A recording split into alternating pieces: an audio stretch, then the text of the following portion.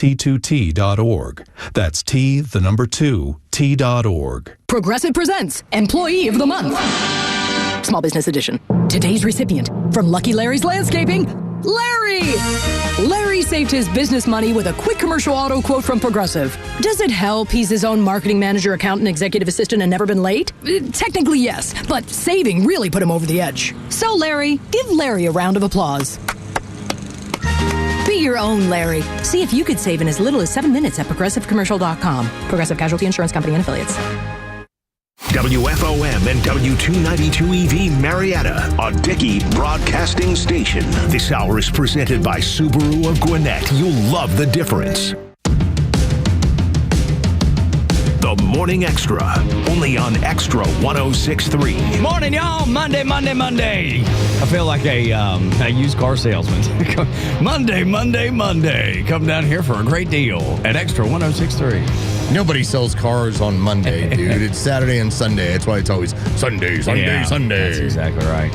And it's probably more of a monster truck rally call if you think about it. Yeah, it really is. Yeah, than even used cars. So welcome to Monday. But we could still use, we'll sell you the whole seat, but you'll only need the edge, because that's what we're going to give you today. That's right.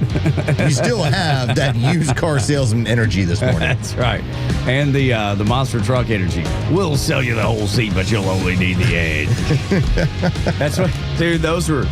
I remember growing up, that was always the tagline. Didn't matter if it was a race, a monster truck rally, it could have been a high school football game. And that line was in every commercial. I don't know. Maybe it was the kid in me, or maybe the Dalton kid in me. Man, when Bigfoot came to town, that was a big deal. Huge. And how many cars are we going to smash, or how many cars are we flying over? And if they ever speaking of car dealerships, if they ever put it out at like a car dealership, you know, you got to go by. Yeah, you got to go see it. You got to go see Bigfoot. But if you look at Bigfoot now compared to what the trucks look like now, I mean, there's no comparison. I mean, Bigfoot was kind of like small. Bigfoot was like 25 years ago. Now it's... I bet it's more than that, dude. It's little. Yeah, but yes, definitely. Yeah, it's got to be 30 years ago. Yeah, at least, yeah, because... It was just really a jacked up truck with big wheels. With huge wheels, yeah. Now they're like it's a whole different thing. We used to go, there would be a car show always leading up to that particular event. And I tell you, if it was a gun show or a boat show or a car show, my dad was at it. God bless him. So we would always go. And so that was the times where I would see the size of some of those vehicles. And you're right. It's no comparison, because Bigfoot, as you said, it was a regular truck just jacked up on big wheels. Yeah, which was cool, man. But that started an entire industry, and now, I mean, kids. Sunday. Yeah, exactly. Kids go wild. Immediately, Bigfoot. Still got to have the Mickey Mouse ears on, you know, because it's so loud. It's so freaking, it's like a NASCAR race, man. Those things are so loud, and they jump so high in the air. That's the thing that still is so surprising. And they'll roll and then just keep going. Yeah. It's like they'll roll over. It's like an RC car or something. And they're fine. Yeah, they just keep on going. It's no big deal. And I'm blown. Like I've not been to one in, I don't know, 15 or 20 years. But anytime you go, it's still like there's that little boy that comes out and you're like, this is freaking awesome. Well, let's tie this off, because the only time I've ever seen one driven in anything is in Roadhouse. In Roadhouse, that's how you know that the gang has money, because they have a Bigfoot truck. Right, they got a monster truck. Guess you're right. And knowing that was based in Dalton, somebody. Brad Wesley has somebody who he has right now working for him who drives a Bigfoot truck. That's right, exactly. And you pull up to work, had to get a ladder to get out of that thing. That's right. It's so awesome, dude. And we did this contest up in Chattanooga when I was doing nights at US 101. Chattanooga's hot country favorite, where you got to ride to school in the truck. Ooh. This was like 2004, maybe 3 or 4, and that was the thing. You know, kids got to enter in the contest, and if you won, and whomever did, I don't remember who it was, this little kid got a ride to Sequatchie County High School in Bigfoot truck. That's a W. Yeah, dude. Can you say that county one more time for me? Sequatchie County. Yeah, up in Tennessee. Yeah, up near Chattanooga. It's Sequatchie County. I don't know what it was. Maybe it was just during that time of the 90s. So my friends that could afford it, could swing it, every one of them had jacked up their truck. Yes, of course. Why would you not? I mean, if you afford it. I mean, it was like 5 or 6 guys that all had their truck jacked up. I mean, when you mean jacked up, is it a 3-inch lift, a 6-inch lift? What are you talking there? Probably 3-inch. Yeah, at least yeah, 3. where it was significant, where you were like, okay, that truck has had work done to it. Yeah. And now obviously it's got bigger tires. Yeah. And it looks kind of ridiculous, but that's what it was. You want it just high enough that the girl needs a little help getting That's up right. in there. Yeah, absolutely. Oh, I love it. God, it's great.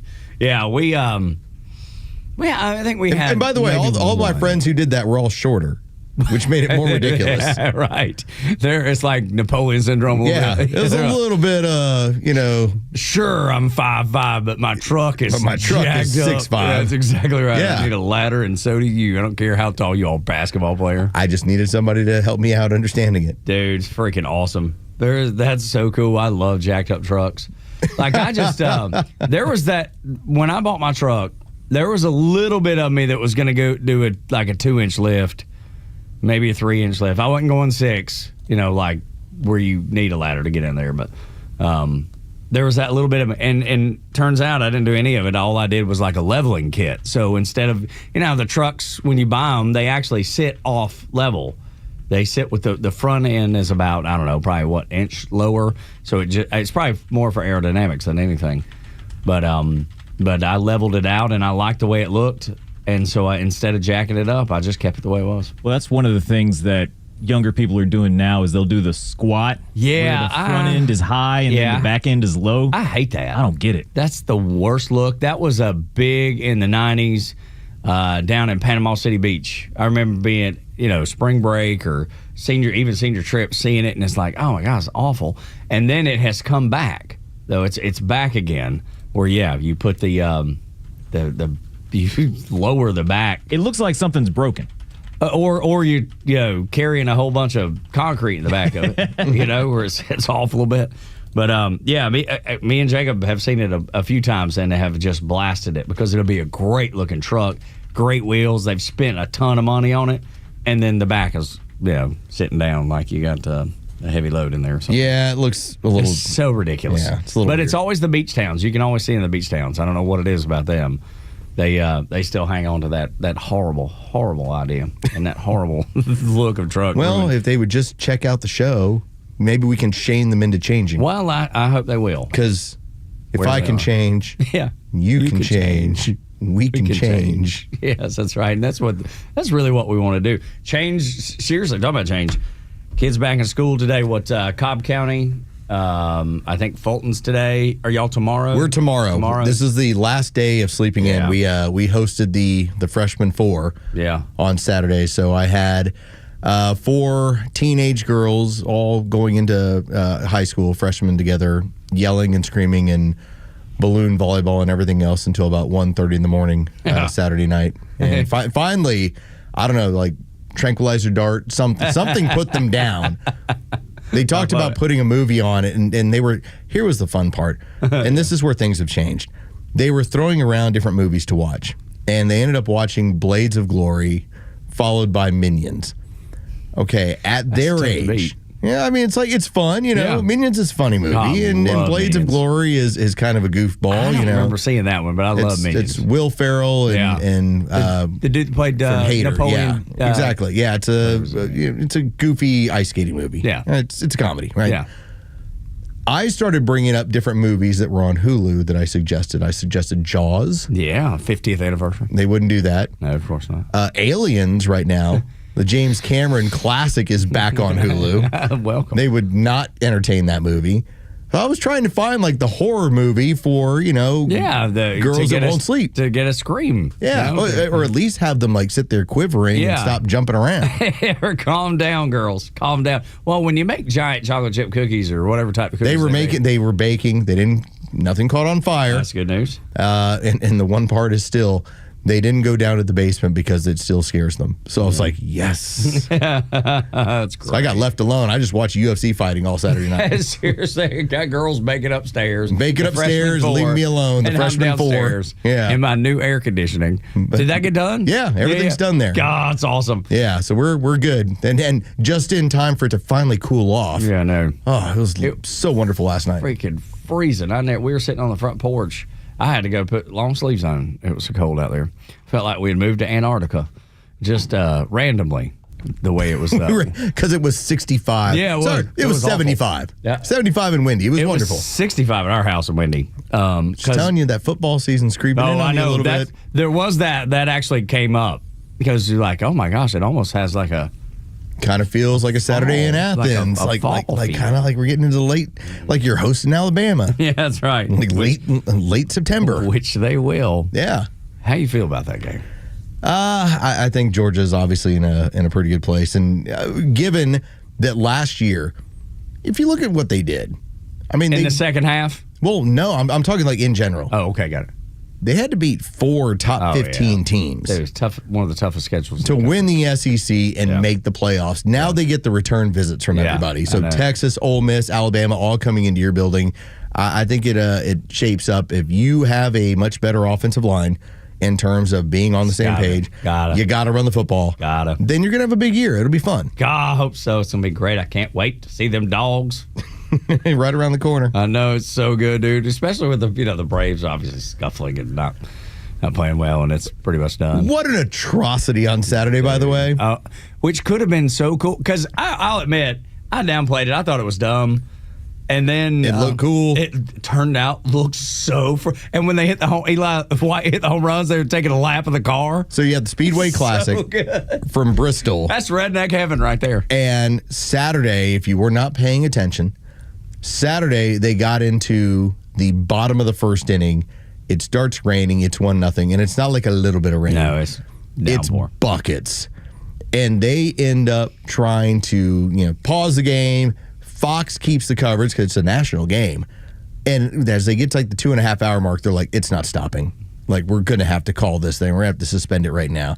So they suspended it. They ended up picking it back up on 1 o'clock on Sunday, and again, it looked great, but it was not the same crowded house. No, it wasn't 86,000. I mean, that was massive. Like, I had 3 of my friends that were there. Oh, and, really? Yeah. I had one friend that was there, and he works in radio in Birmingham, and he went over to see it all, and it looked, like I said, it looked amazing. I loved the lap after the home runs. There was a lot of redneck things. heaven. Dude, that's what it was, man. I had never seen rednecks so happy in my whole life. Well, we talked about it on Friday. You had the Field of Dreams game, and so this was their version of like an homage to the South. Yeah, sure. And it just poured. Yeah, It did. poured on Saturday, but everything looked good on Sunday, Yeah. and it was fun. The Braves took 2 out of 3 from there we go. Cincinnati. So yeah, I mean, there's something to brag about, I guess, and I bet they do it again. Just because you can't help the weather, but a success because I'm telling you, I was an naysayer. I was like, dumb. This is dumb, and I kind of kept it to myself a little bit. But I think I told my wife and my son at the same time. I was like, I just don't know about this, and I was completely wrong. It was awesome. It was cool, and I hope they do it again. And I got to tell you, man, if they do it again, maybe we should try to go. We should go up there. Because Bristol Motor Speedway is fun. I've been to a race there. I've never been to that area of the country. It is. It's beautiful, first of all. Right there on the Tennessee-Virginia line. It's in Bristol. There's a place where you can go and take your picture where you straddle the state line because it goes right through the middle of downtown Bristol.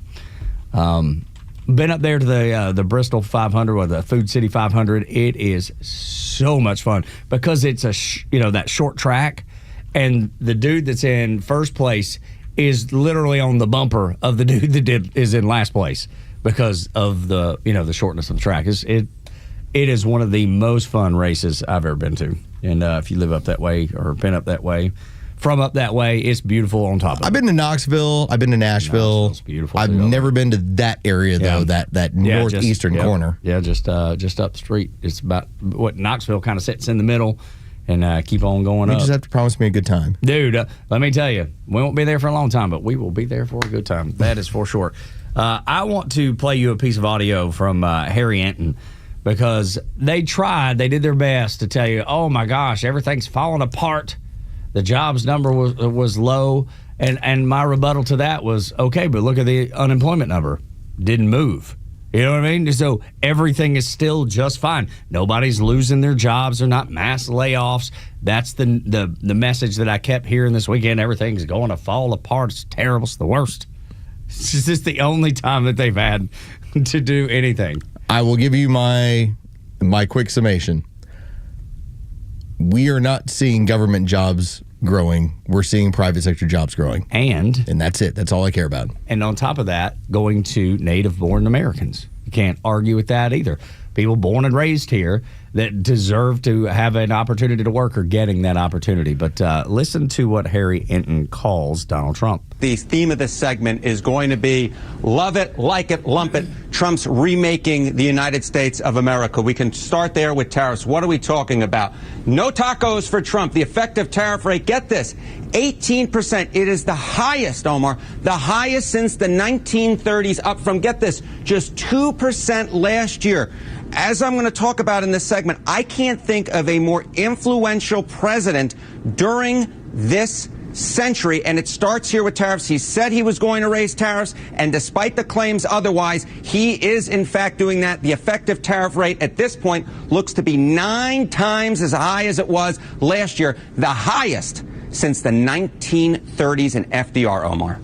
Most influential president of all time. I made the point probably 2 months ago, based on his foreign relations alone, that we were getting into like Benjamin Franklin sort of stuff as far as a guy who is operating on a world stage and has this sort of influence. And I'm sure people are like, oh my God, are you kidding? You just compared him to like Benjamin Franklin. Look what he's doing. Now we're talking about look what he's doing domestically. And we'll get into this later on in the show.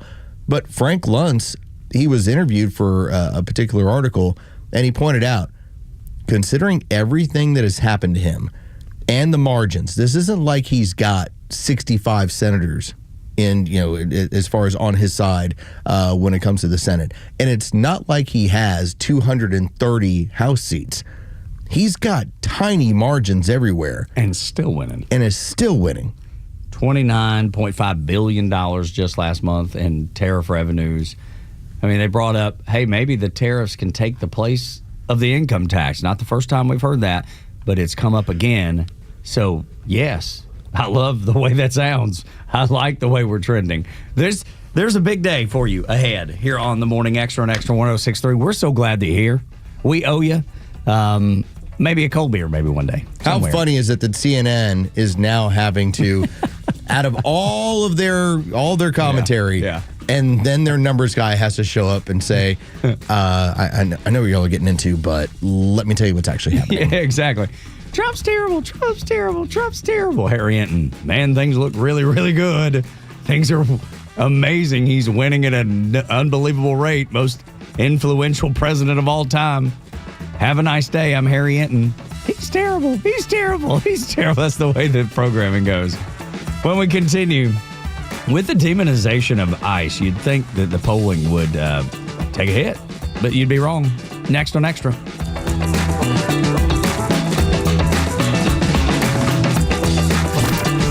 If you love 106.3, then you'll love the all-new Extra 106.3 app. It's loaded with replays of your favorite shows like The Morning Extra and The Kimmer Show, podcasts from conservative voices across the South, and access to Extra's crystal clear live stream from anywhere in Georgia. Grab it now for Apple or Android. The fight at my house continues, especially this time of year. My wife always hot, me, I'm always cold. It's the exact opposite of most marriages, most relationships, but that's the way it works.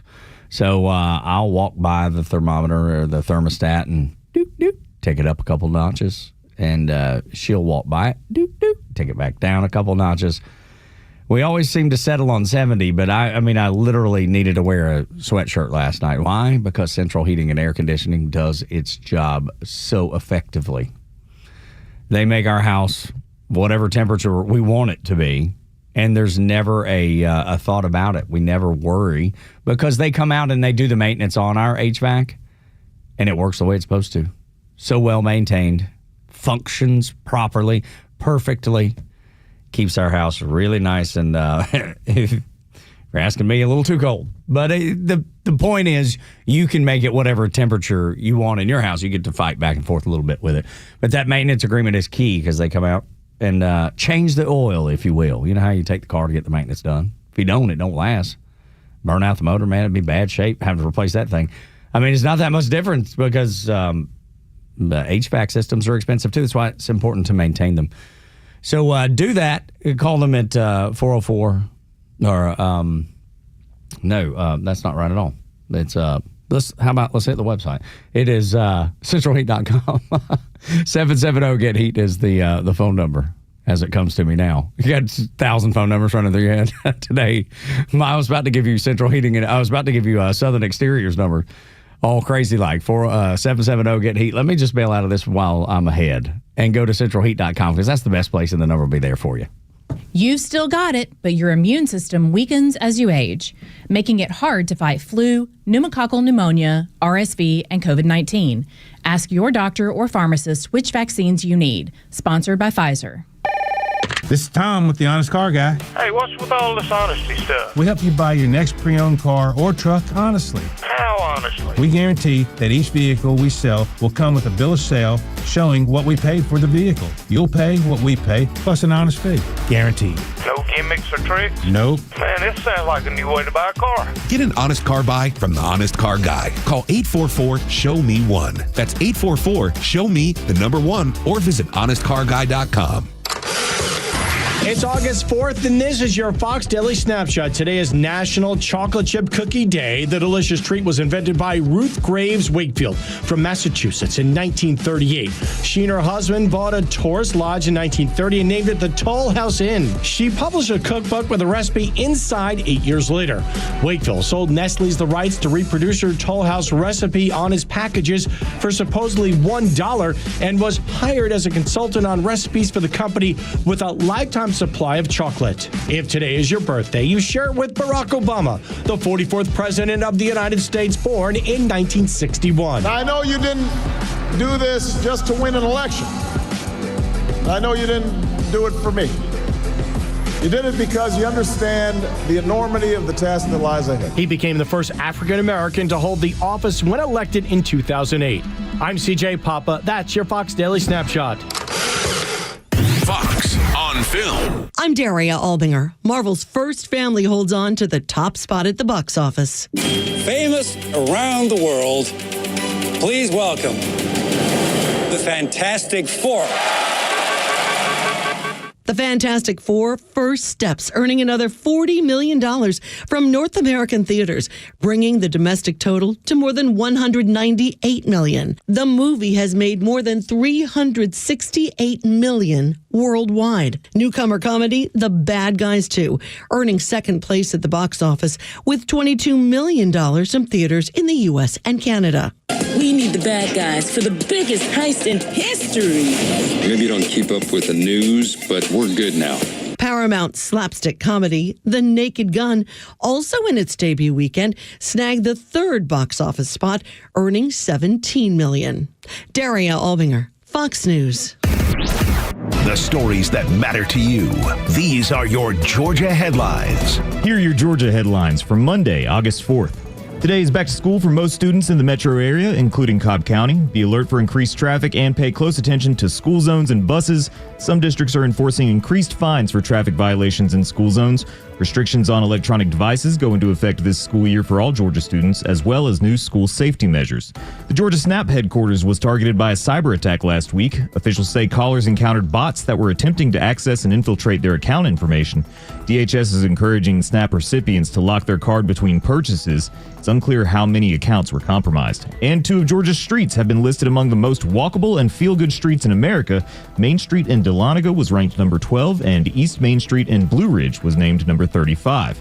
Today's weather, a rainy back-to-school Monday, keeping temperatures low in the high 60s. The rain will stick with us the rest of this week. With your headlines, I'm Jerry Payne for Extra 106.3. Tug and Los until 10. We showed you the polling numbers where it was in January, 59% of people said anybody that is a criminal, illegal alien in America needs to be deported. Now, fast forward, since January, as we are here on August 1st. The number has not changed. It's not budged. Why? Because people believe that criminal, illegal aliens should not be in the United States of America, and the crime stats that back that up, whether it's Laken Riley or whomever else, the crime stats just jump off the page at you, Los. Yeah, and the stories, for every time we get the woman who's been abducted in the Jack in the Box parking lot, then ICE comes forward and says, we don't have her. And then it turns out federal authorities go, oh, yeah, she staged it all. We actually found her at the mall, but now she's going to face prosecution. Okay, that's typical of what's been going on. But I want to play you this. This is from about 4 days ago from NBC. This is an NBC affiliate. Now, this runs about 2 minutes, okay? But it's a story, all right? This is like a miniature story time here. What you're going to hear is a story in basically 3 parts. You're going to hear from a man who he's basically trying to make it a point. Yeah, I'm here illegally, but I should be here. And then you're going to hear the story of what occurs from there. Have a listen. 2 weeks ago, Guillermo Reyes was at a rally outside federal immigration court in San Francisco, where his attorneys argued the tattoo artist should remain out of ICE custody because he's lived in the U.S. since he was 6 years old. They contend Reyes is being unfairly targeted for deportation because of his activism. But he also has a criminal history, including a conviction for stabbing a rival gang member in 2013. To be honest, according to the conversations that I've had with immigration officers, we're all criminals to them just because we weren't born here. But you do have a record. Yeah, but just like I do have a record as a juvenile. The judge granted Reyes a temporary reprieve, but this past Sunday, he was back in custody, accused of several new crimes. Berkeley police say the bizarre string of incidents started here, when Guillermo Reyes called 911 to report a possible break-in. Officers arrived to find a broken window and found Reyes with a bloody hand. They took some information and left. 4 hours later, someone at this cafe called 911 for medical help. Initially, I called in as a medical for a male breathing heavily, but now possibly a fentanyl overdose. Braids, no shirt, tattooed. Police soon learned about a string of carjacking incidents. One happened here at this bakery, where the 3-year-old was in the backseat of a car, but Reyes was unable to get away because he didn't have the keys. And here at this gas station, where the 70-year-old victim was able to douse Reyes with gasoline before she was knocked down. And then down the block, where a big rig Reyes was driving stalled before he could get away. Well, we got one detained here, and Narcan was deployed. In the end, Reyes was taken into custody. Unbelievable, Los. Isn't that wild that in 3 parts it shows you here is this guy who's been in the country since he was 6 years old, and here's the job he works in society, and yes, he has a criminal record, but as he points out, well, that was as a minor. I'm a model citizen now. Right. Here's what I do. And then you hear the story about some sort of wild-ass drug overdose, and now he's terrorizing the community for an entire day. And you wonder why those stories, you have to find them on X, because they do not filter around the rest of the country, where he tries to carjack a car with a 3-year-old in it. He tries to take a car off another 70-year-old woman. She has to douse him in gasoline. He breaks into a house by punching through a window. It's like, dude, you got to go. Yeah. I know you've been here since you're 6 years old, but you got a criminal record and you're adding to it. You got to go. It reminds me of Chappelle Show, that skit. Is stabbing bad? You remember? I think we were talking about crack. It was like, is crack bad? I think about what is it? It's Tyrone Biggins, the crackhead, and how he does the Red Balls, and it's the Red Bull and cocaine, and something he's throwing cars around and running around like a crazy person. Right. That is this guy Reyes. Like, apparently he got into some stuff and it just went wild. Yeah, I mean, it seems like his behavior, like he said, is improved since the stabbing. Things have gotten so much better. It's like, no, I haven't done anything since this amount of time. Dude, And again, I feel for the people that show up here and they've lived most of their lives here, and they just figure like, well, here's what. But you are here illegally, and yeah, I'm not about amnesty. At the same time, if you commit crime while you're here, gone. You're gone. It's really simple. If you happen to not commit crime, you're still going to be gone. It's just going to take a while. And some of the numbers, and I think this is important as well, the amount of people, and this was some of the numbers that have been thrown around from DHS, it looks like we're starting to get to a point where we might be in the neighborhood of 10 or 12 to 1 as far as self-deporters versus those we are deporting. Wow. That's big time. And that's big because they want to come back. Yeah, right. They want to apply to come back. And if they're not doing anything wrong, they will probably be allowed to on some kind of program. I mean, Trump just announced yesterday a program for Argentina that there's going to be a agreement between the two countries, so Argentinians would be able to travel to the United States without a visa. I mean, there's all kinds of programs that are being worked on now to give people the opportunity to do it legally, and I can't imagine why people wouldn't take the chance to do that, because if you are nabbed, if they make you leave or they deport you, dude, there's no coming back at all. It's done deal, over. And I think a lot of this is about leveling the field. And what do I mean by that? What I mean is that right now we have a housing crisis. We have a situation where rent is nutty. And I think a lot of it can be attributed to we probably have about 20 million people that are not supposed to be here. Yeah. Okay? Like that's the factor is there. When people are like, why don't we have enough homes? It's like because you got more.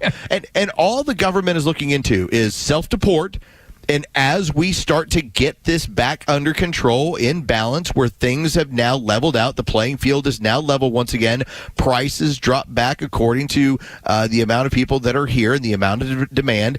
And then at that point, all right, maybe we look to have some people start coming in here. Maybe we look to start bringing people back. Maybe we start listening to industries as much as they're going to pander and do what they do when they lobby in D.C. Hey, we need more workers in this industry. Maybe at that point we start looking into that. But flooding the zone with 20 million people and just expecting America to just not have a reaction to it is not realistic, but it's a communist dream. That's what they did. Dude, this time last year, 82,000 people were traveling through the Darien Gap. And I'm reading this from Axios, which is not a conservative outlet. It's owned by the AJC and is just as left as they are. 82,000 people through the Darien Gap. And you know how many people came through the last month? What, 3? 8. 8. Yeah, this is nuts. It's absolutely nuts. 82,000 versus 8. And you wonder, man, why does my apartment cost so much? Yeah. Well, because there's this many more people that are not supposed to be here. The estimate has always been, when it came to Los Angeles, that 1 in 10 were illegal. Now Los Angeles, because of the lack of people on the streets, the traffic that has suddenly lightened up, they're like, it might be 1 in 3. Yeah, it's unreal, these numbers. It really is, and that's why. And this story really reminded me of you when I read it, because you're from Texas and you've dealt with this. You've seen this up close for a lot of your life. You know, they told you that ICE was going to that was going to be a problem for Latino, Hispanic voters, and it's just not. No, it's not been a big deal at all. And if you look in Star, Texas, and I'm sure you're probably familiar with Star. I wasn't. I can find it in a moment. Let me take a look. Right, there you go. Star County. It's 97% Hispanic, and they voted Republican for the first time since 1892. Oh, you're in Rio Grande Valley at this point. Right there, close to the border. And those folks say when asked, this is a Daily Caller article, when asked, they asked who they were voted for, they said Trump, and they asked, do you want to continue? Yes. We want him to continue with the block on illegal immigration and the deportations, completely upending what the Democrats and the mainstream media would have you believe about what's going on right now in America. Those people, the people that have voted for Trump for the first time, are still squarely behind him, and the polling shows it. I have said this for years. I have told you about my experience. Hopefully the polling is now reassuring you with all of this. The people that have the biggest problem with illegal immigration are the Hispanics that are here legally. Those are the people that cannot stand it. And especially when you grow up with it in South Texas, you see how it influences your schools. You see how it influences your hospitals. And the wild part is that because of throwing the border open in the way that the Biden administration did, New York had never dealt with this craziness.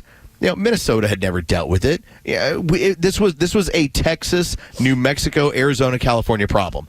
And now it's a problem around the country where what is going on with my hospital system? Why are illegals showing up here for dental work? Why did Grandpa just have a heart attack and we're trying to find him a room, but so-and-so is having his eyes checked and he just got here from Guatemala 2 years ago? Yeah.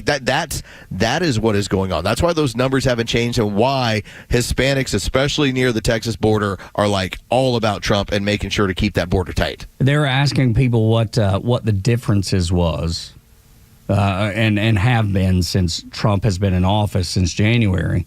And she said, we used to hear gunshots daily throughout the day. And it was a signal to let people know that they could cross into the USA later that night. And these people down there, they obviously were catching on to what was going on. She said those have been silenced since Donald Trump has been in office. And her kids, can you imagine explaining to your kids why they're hearing gunshots all the time? Especially when there's crime and they're probably a little on edge. You're probably a little on edge. Look, I grew up in Northwest Georgia. We would hear gunshots with regularity. It was usually somebody shooting in their backyard because their backyard lined up to 100 miles of woods. There was a deer feeder out there somewhere. Exactly.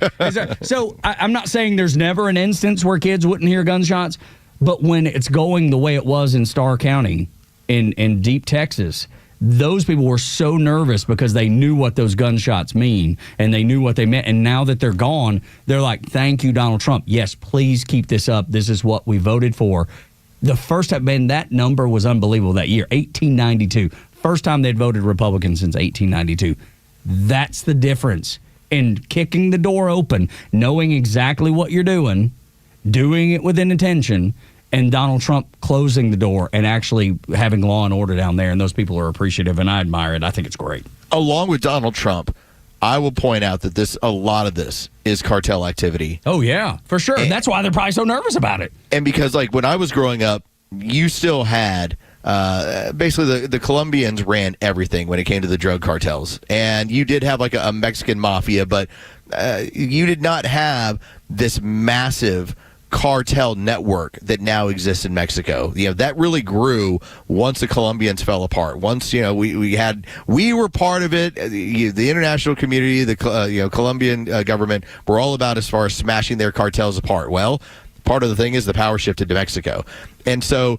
When I was younger, it was no big deal to be on the border and go to Matamoros, Mexico, and eat some Mexican food and go chill at a cantina. That's part of what you did when you were that age, high school, college. You crossed the border, you'd go hang out in Mexico for the day, then you'd come back across the border. Now, you can't do it because you're a target for kidnapping, or the violence is so strong. It's that's what's changed there in 20 years, and that's why that part of that world.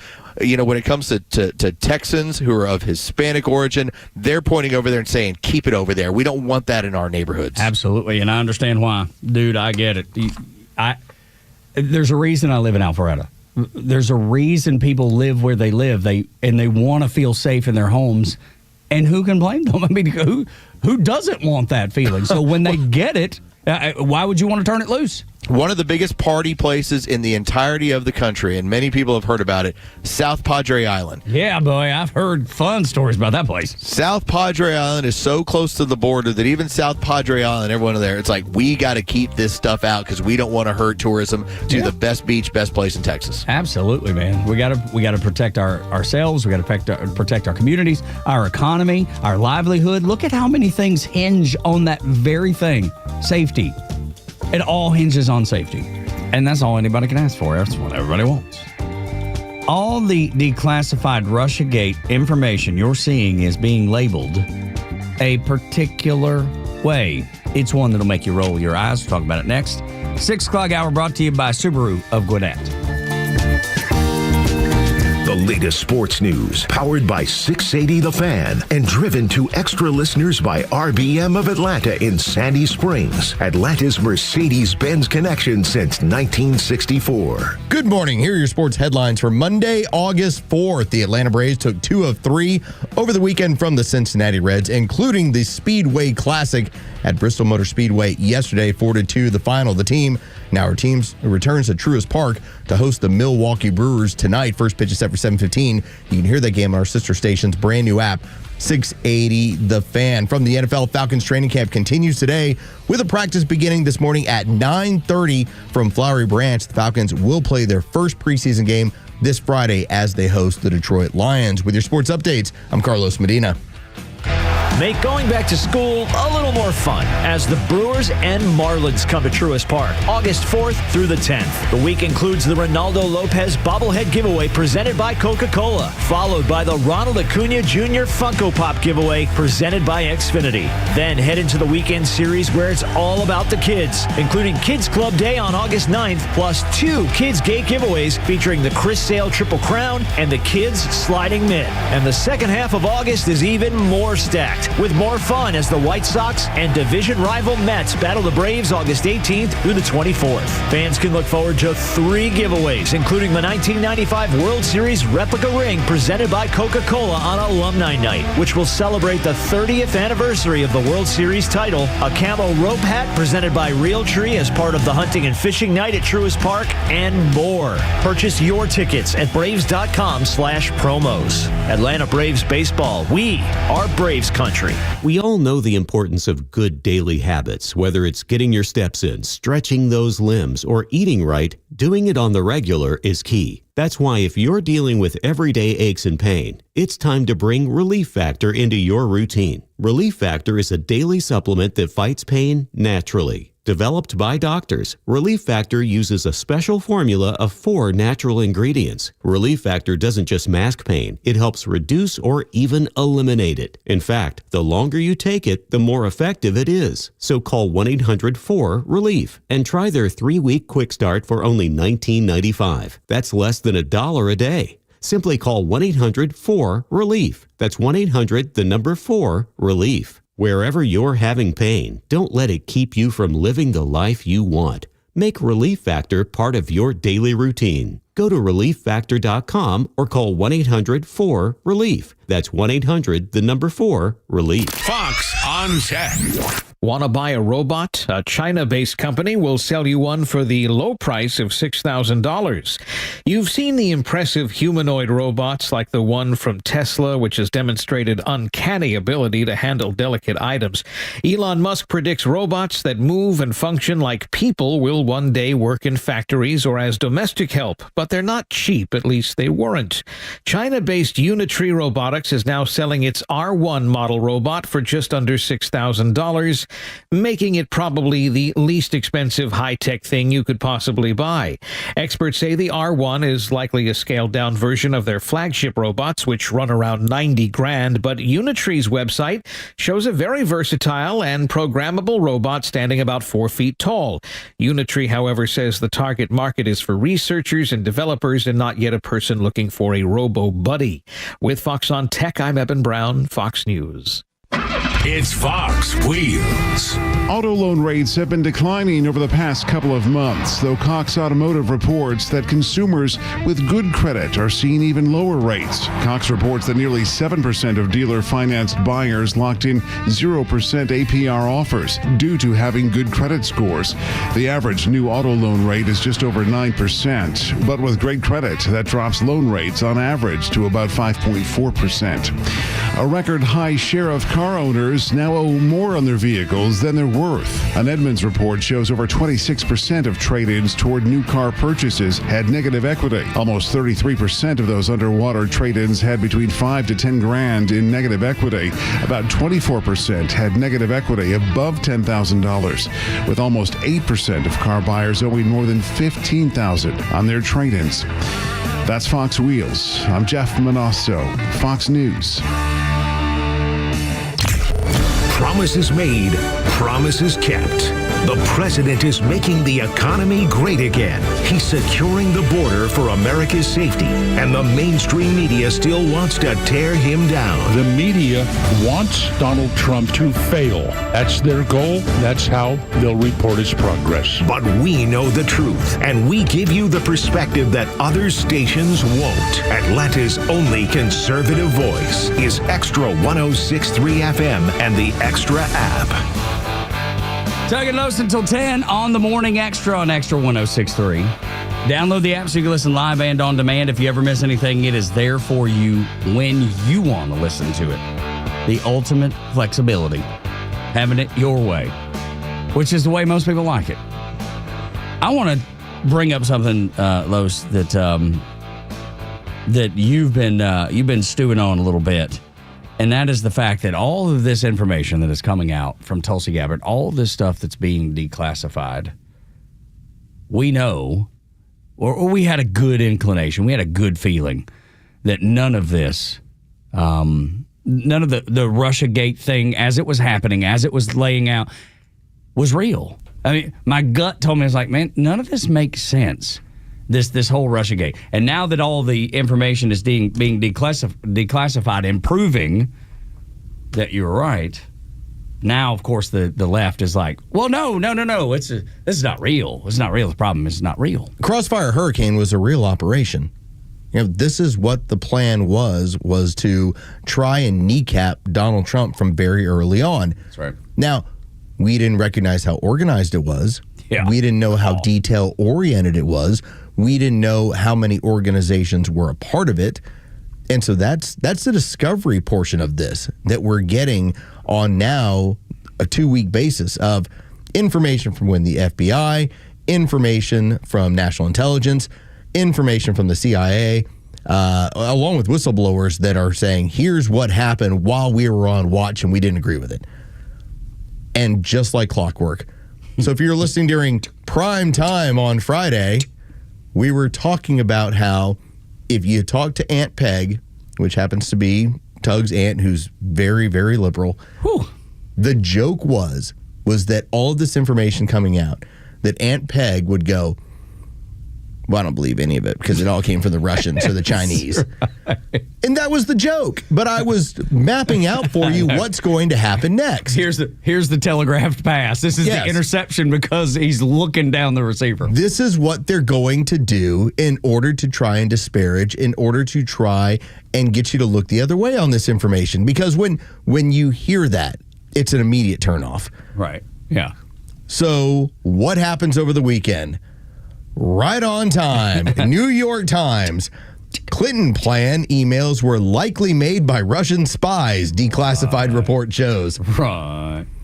So the emails going back and forth from her campaign to other people within the administration that ended up breaking on Thursday and Friday, which showed that Hillary Rodham Clinton, HRC, was in on it and that, hey, the FBI will add into this later.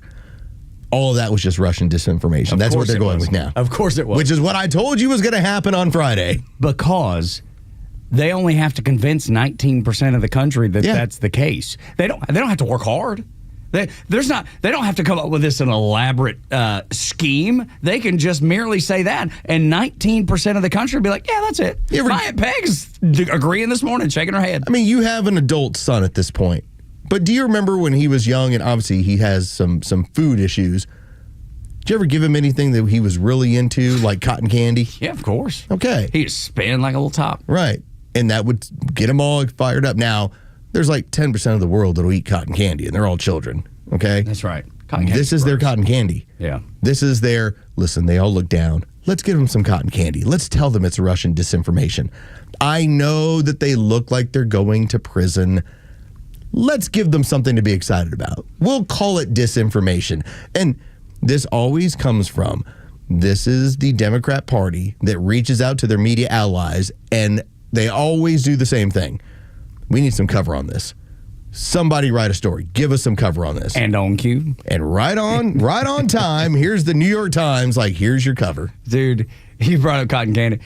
What's the candy that we used to love, and it was literally just sugar in 4 pouches, and it came with the little stick, and you. Oh yeah, the little. What are those called? Fun Dip. Freaking Fun Dip. Yeah, it's Fun Dip. That's what it is. It's adult Fun Dip. That's exactly right. But I know you're sad, but why don't you just lick this stick, stick it in here, and get your little sugar in there, and you'll spin up, and then you can go out and spread the message for us. You can share that on. Because you're just working because you're on a sugar buzz anyway. You're sharing it on social media. You're convincing someone. You're trying to tell someone, see, look, Donald Trump is a fascist. He's still a dictator. He's still a Nazi. And all of this, he's using the Russian disinformation, the Chinese disinformation against you. That's the message. That's what they're spinning out of control with. Here's how I know it's not working. I only had one nutto over the weekend who tried to tell me it was misinformation. Down from what, 10? Normally they come like in waves when you put this stuff out there. And I only had one person who was like, oh, I guess we're into Alex Jones conspiracies. I'm like, I guess it's only being covered by everybody. Right. Well, look, the mainstream media is going, they've never left hand in glove. They're going to bury everything. Here's how I know it's bad for them. It's only being covered a little bit by Fox. It's not being covered at all by MSNBC. Memory hole. Just act like it doesn't happen. That's all I need to know. Because that's the roadmap. Yeah. That's the playbook. The powerful people, when they're scared on each side, this is what happens. Exactly right. And that'll continue. So you have to read independent journalists on X because that's the only place. And if you noticed over the weekend, it became the #1 news app in America, #1 news app in Italy, #1 news app in Brazil. Actual news, actual information is available on X where it isn't anywhere else. Definitely not in the mainstream media. No, and you get up-to-date information. Up to the second. Then you get immediate rebuttal, especially when it's BS. Yep. When you see something that gets out there, and typically it's a news organization that'll post it, it gets dissected so fast. And so you have a pretty good idea when you're being fed propaganda. And this was New York Times propaganda over the weekend. Labeled as Russian and Chinese propaganda. Yes. Isn't it crazy when the propagandists call out something that's real as propaganda? And the fun part is the respondents to the New York Times article are like, how dishonest is this? Well, they're like, that's not what the emails say. What the New York Times did is they took the emails and disregarded what was said in them and instead just painted it as blanket statement. Well, it was Russian propaganda. It just happened to be found in a burn bag. Yeah. What's the problem? From inside our own intelligence. No problem here. Amazing how it got into there. That's right. Huh. Yeah. The New York Times, the least trustworthy, in my opinion, the least trustworthy news organization because they really do, they pull the sled. Everybody else falls in behind the New York Times. The New York Times is the paper of record, as it were called. But you don't know John Durham planted that. That's right. Aunt Peg told you. You wait and you'll see. You should love John Durham. He didn't do anything. You should love that guy. And of course, anything that they can use to discredit, real or not, they're going to. Yeah, him and Bob Barr are like, wow. Exactly. It's talking about doing nothing. Yeah. Doing absolutely nothing. Looking like you're doing something while actually doing nothing. They were teas on a bull. That's right. That's exactly right. Just useless. Useless. Completely useless. When we continue on Extra 106.3, it is great to see the CIA call out the crooks by name. Dude, it's the best. Next on Extra 106.3.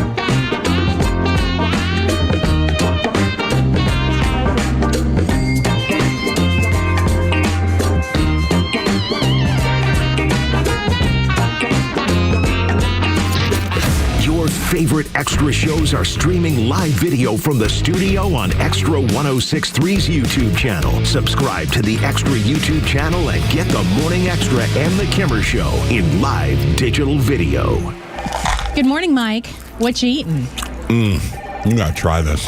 I can hear you crunching from the next cube over. This is amazing. I just discovered it this weekend at Lidl. It's Greek Goddess Gourmet Granola. They were sampling it, so I tried it. Then I bought 6 bags. Wow. Is it cereal? Can be. Or an amazing trail mix. It's great for a meal or a snack. What's in it? Well, they have 2 flavors, maple oat and harvest nut, which is my favorite. It's made with whole grain oats, almonds, pecans, raisins, coconut, and the sweet taste of pure maple syrup. Maple oat is a simpler take on their delicious granola. It's got wholesome oats, plump raisins, coconut, and maple syrup. That sounds healthy and delicious. That's why I can't stop crunching, Susan.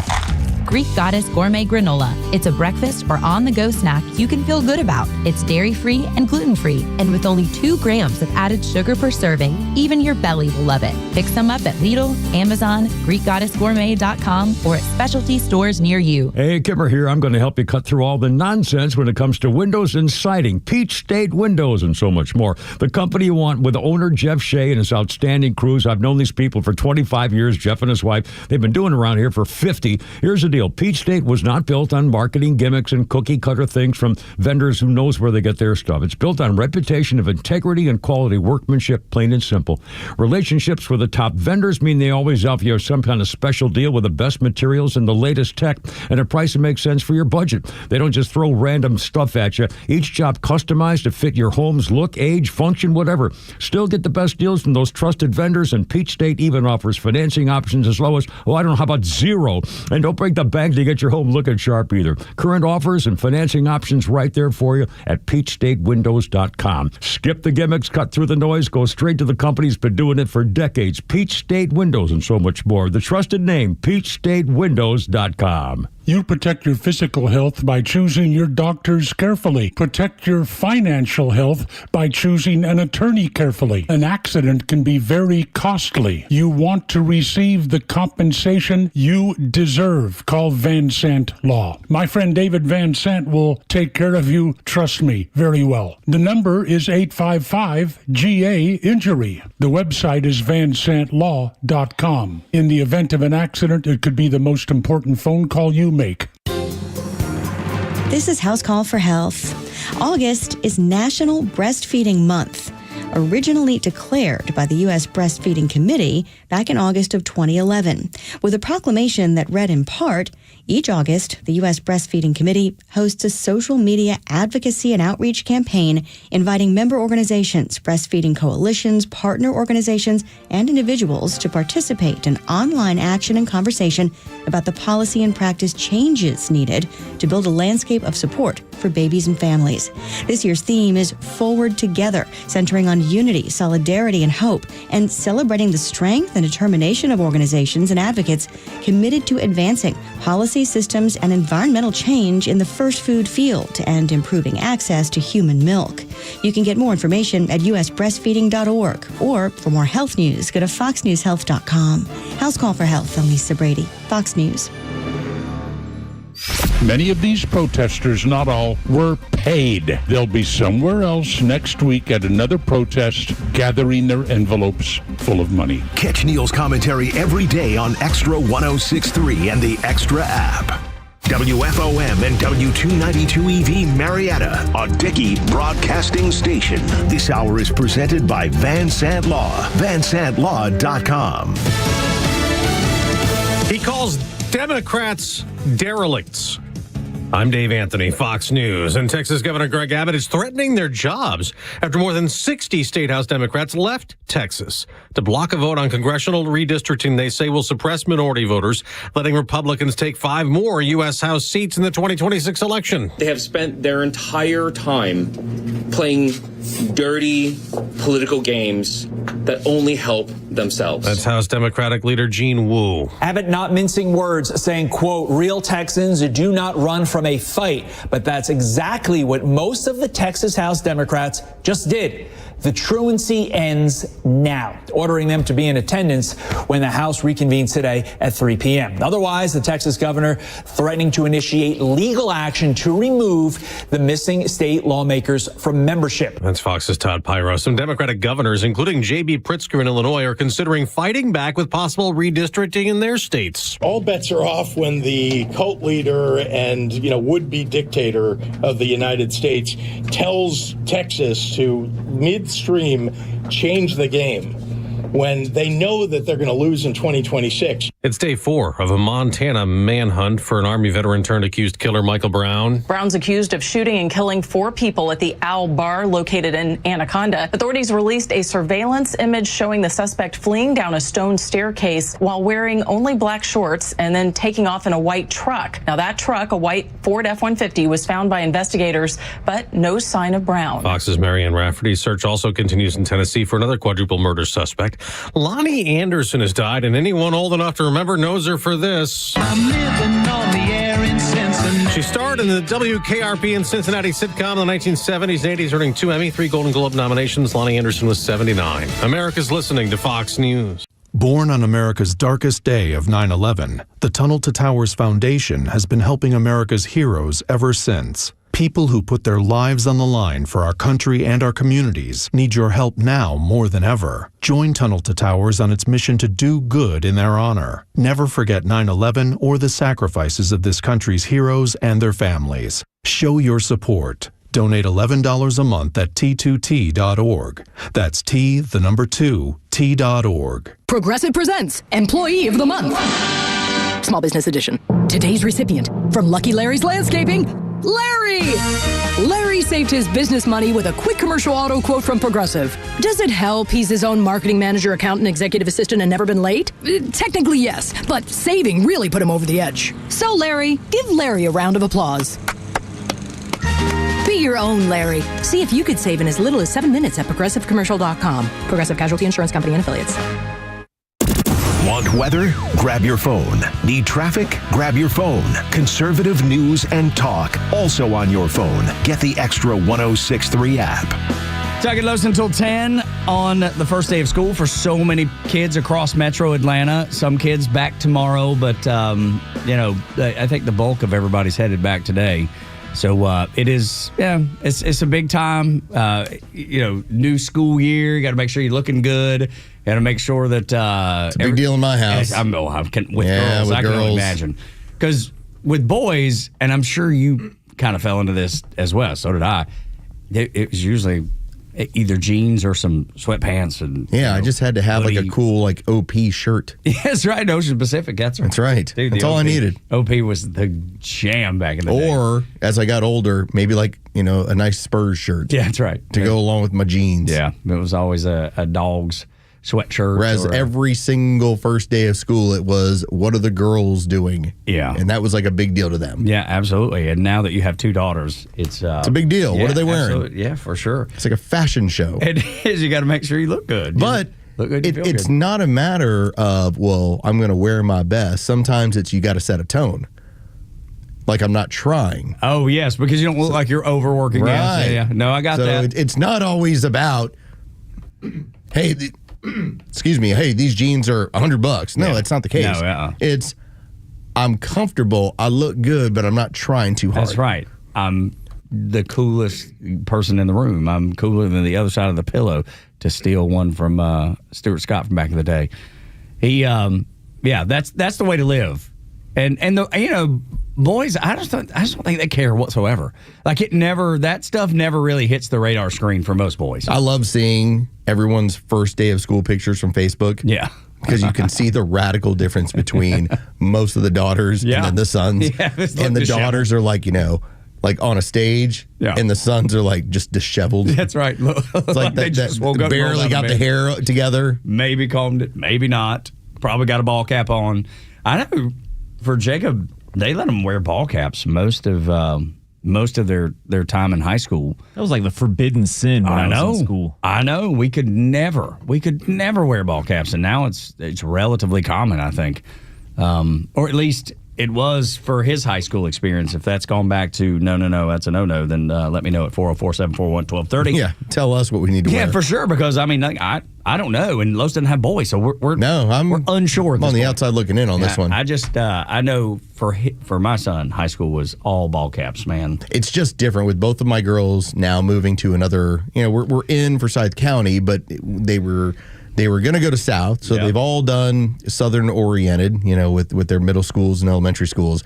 Now we're at North, so they know kids from the neighborhood. They know kids they've played ball with. Sure.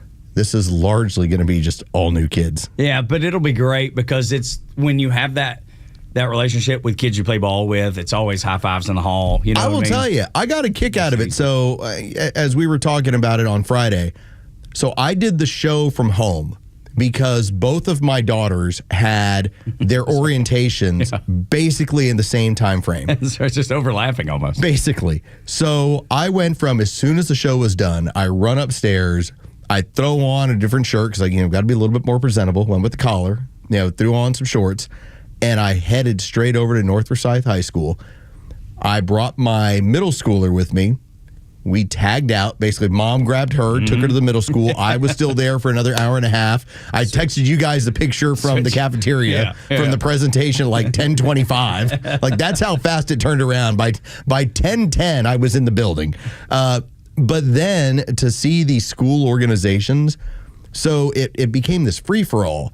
And they were trying to get kids to sign up for different programs. Like 4-H or all of them. FCA or that stuff. There was actually a esports, and they actually had a placard how they had won the first Georgia Madden State Championship. Wow, that's awesome. And I'm just thinking to myself, I'll whip every one of their butts.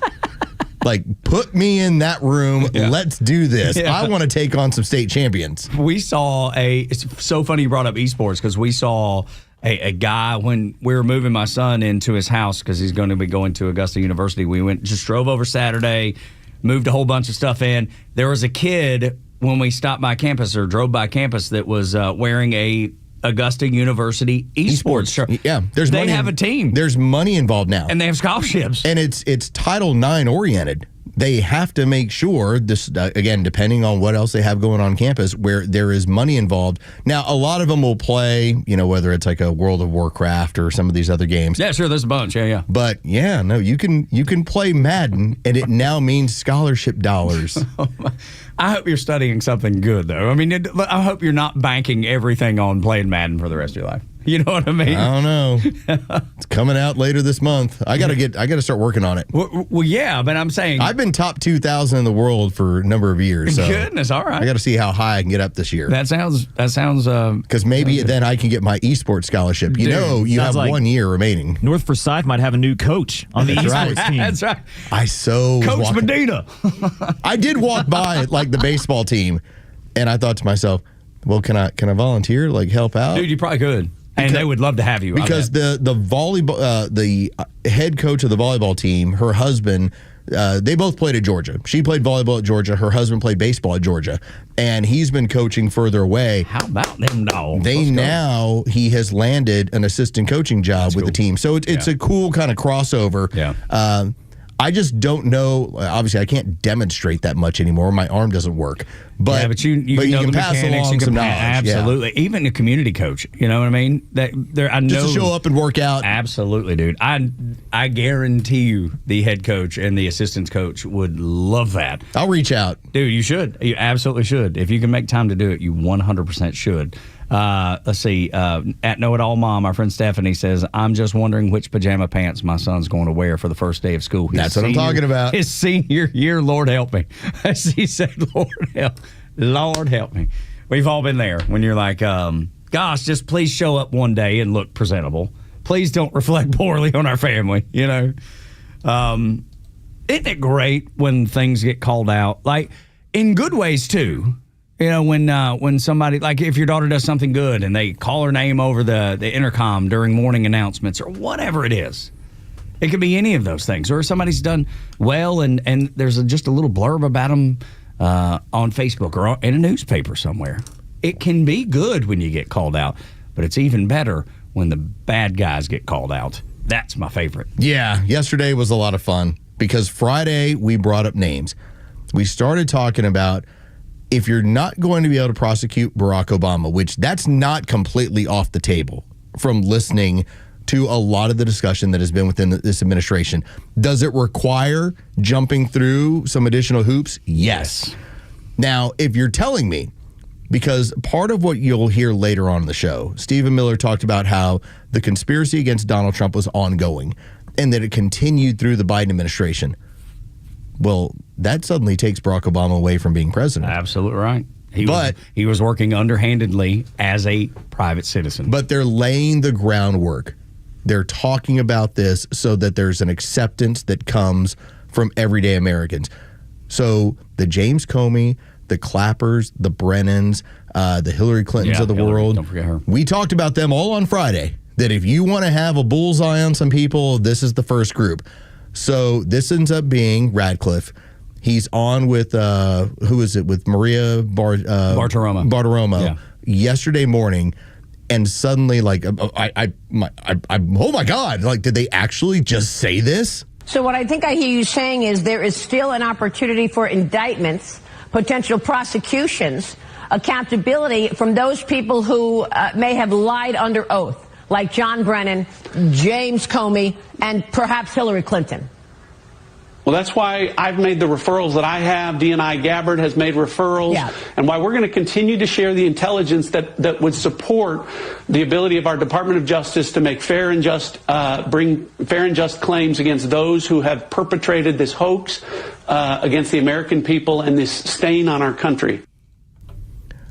Yeah, he didn't discount any names.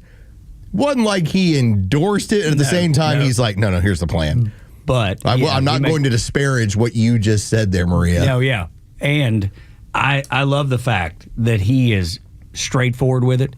He is not pulling any punches. He's not laying out any unattainable expectations. He's just said, we're going to get those who can be gotten. Yeah. We're going to punish the people that deserves to be punished. The people that we have the evidence on, and there's no doubt this is going to be a slam dunk. We know we're going to go get them. We talked about that on Friday, that if you can start with this group of people, then the whole house of cards falls apart. As it is in pretty much all of it is, you can just see it all. Deep state. Yeah, that's right. You're just seeing it all crumble. That's a great point, man. This is what the deep state is. When you hear people talking about it, this is it. Yeah, the deep state is the head of the snake and a bunch of followers.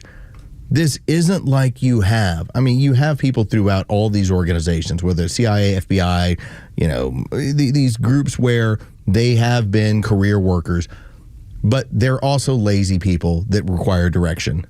And that's what they get from the top. Here's the head of the snake. You cut off the head of the snake, these people will go away. They'll tend to scale things back. That, and we know what else they'll do? Roll over. Yes.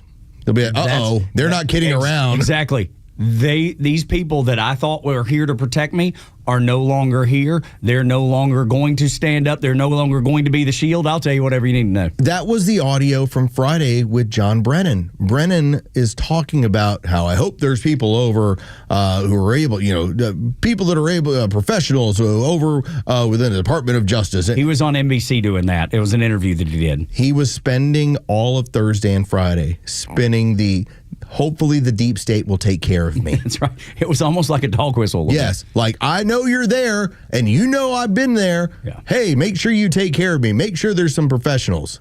Yeah. That's what it's now becoming. And if you happen to put these people in prison, only takes one. It only takes one. Or even, I got to tell you, man, I think if you get to the point where somebody's on trial, that's when the deep state, and that's when those bad actors are like you said, oh God, they're not kidding. We are not protected anymore. These people are not gangster. No. These people are not going to go do 2 years for somebody else. Lazy. Watch them roll over. Absolutely. See, that's the thing. All you got to do is one. All you got to get is one. And really, all you have to do is get one in court to see people panic.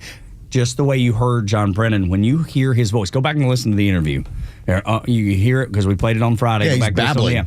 He's babbling, but he's also, you can hear it in his voice. He keeps clearing his throat. He keeps making adjustments. You can just hear the uncomfortableness. Is that even the word? You can hear how uncomfortable he is answering these questions and posing that, hey, deep state, remember me, don't forget me.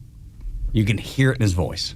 It's a very exciting time. Yeah, it is. Yeah. There's a difference of speaking with confidence and then that speaking with, I'm not sure exactly. I'm going to have to go get what's a lawyer. What's going to happen. I'm going to lawyer up. Yes, I'm going to need to. Probably going to need to. I do think, and this was another big part about what happened on the Sunday shows, they rolled in Stephen Miller. Buddy, just guns a-blazing. And when you roll in Stephen Miller, it means things are coming to an end.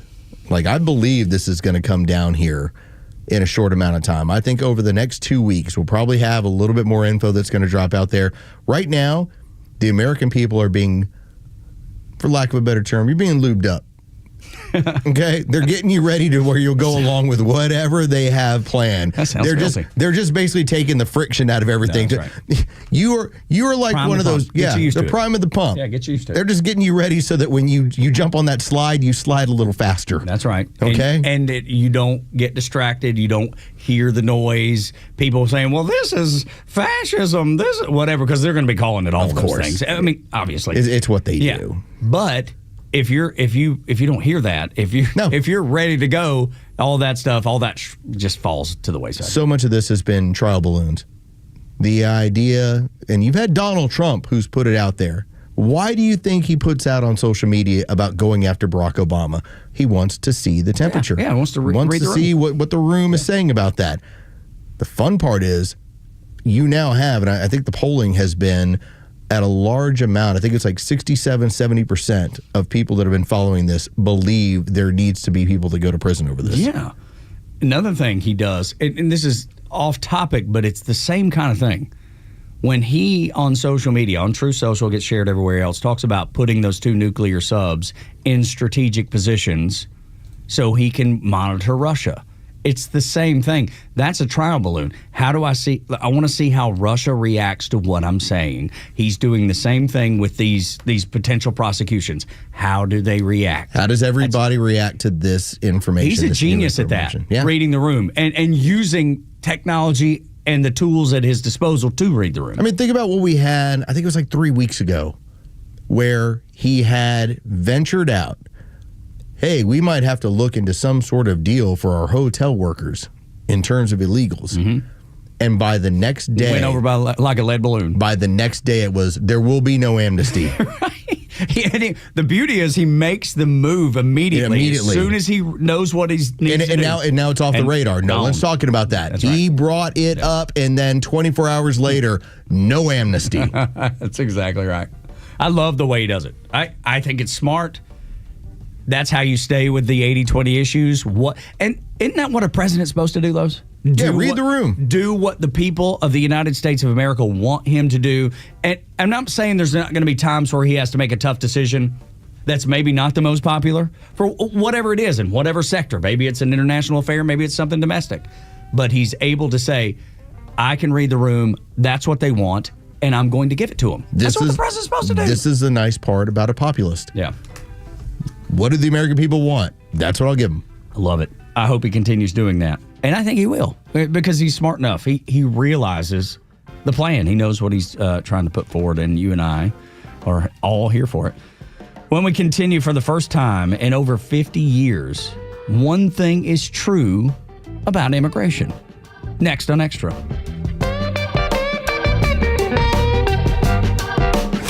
The Morning Extra has you covered until 10 a.m.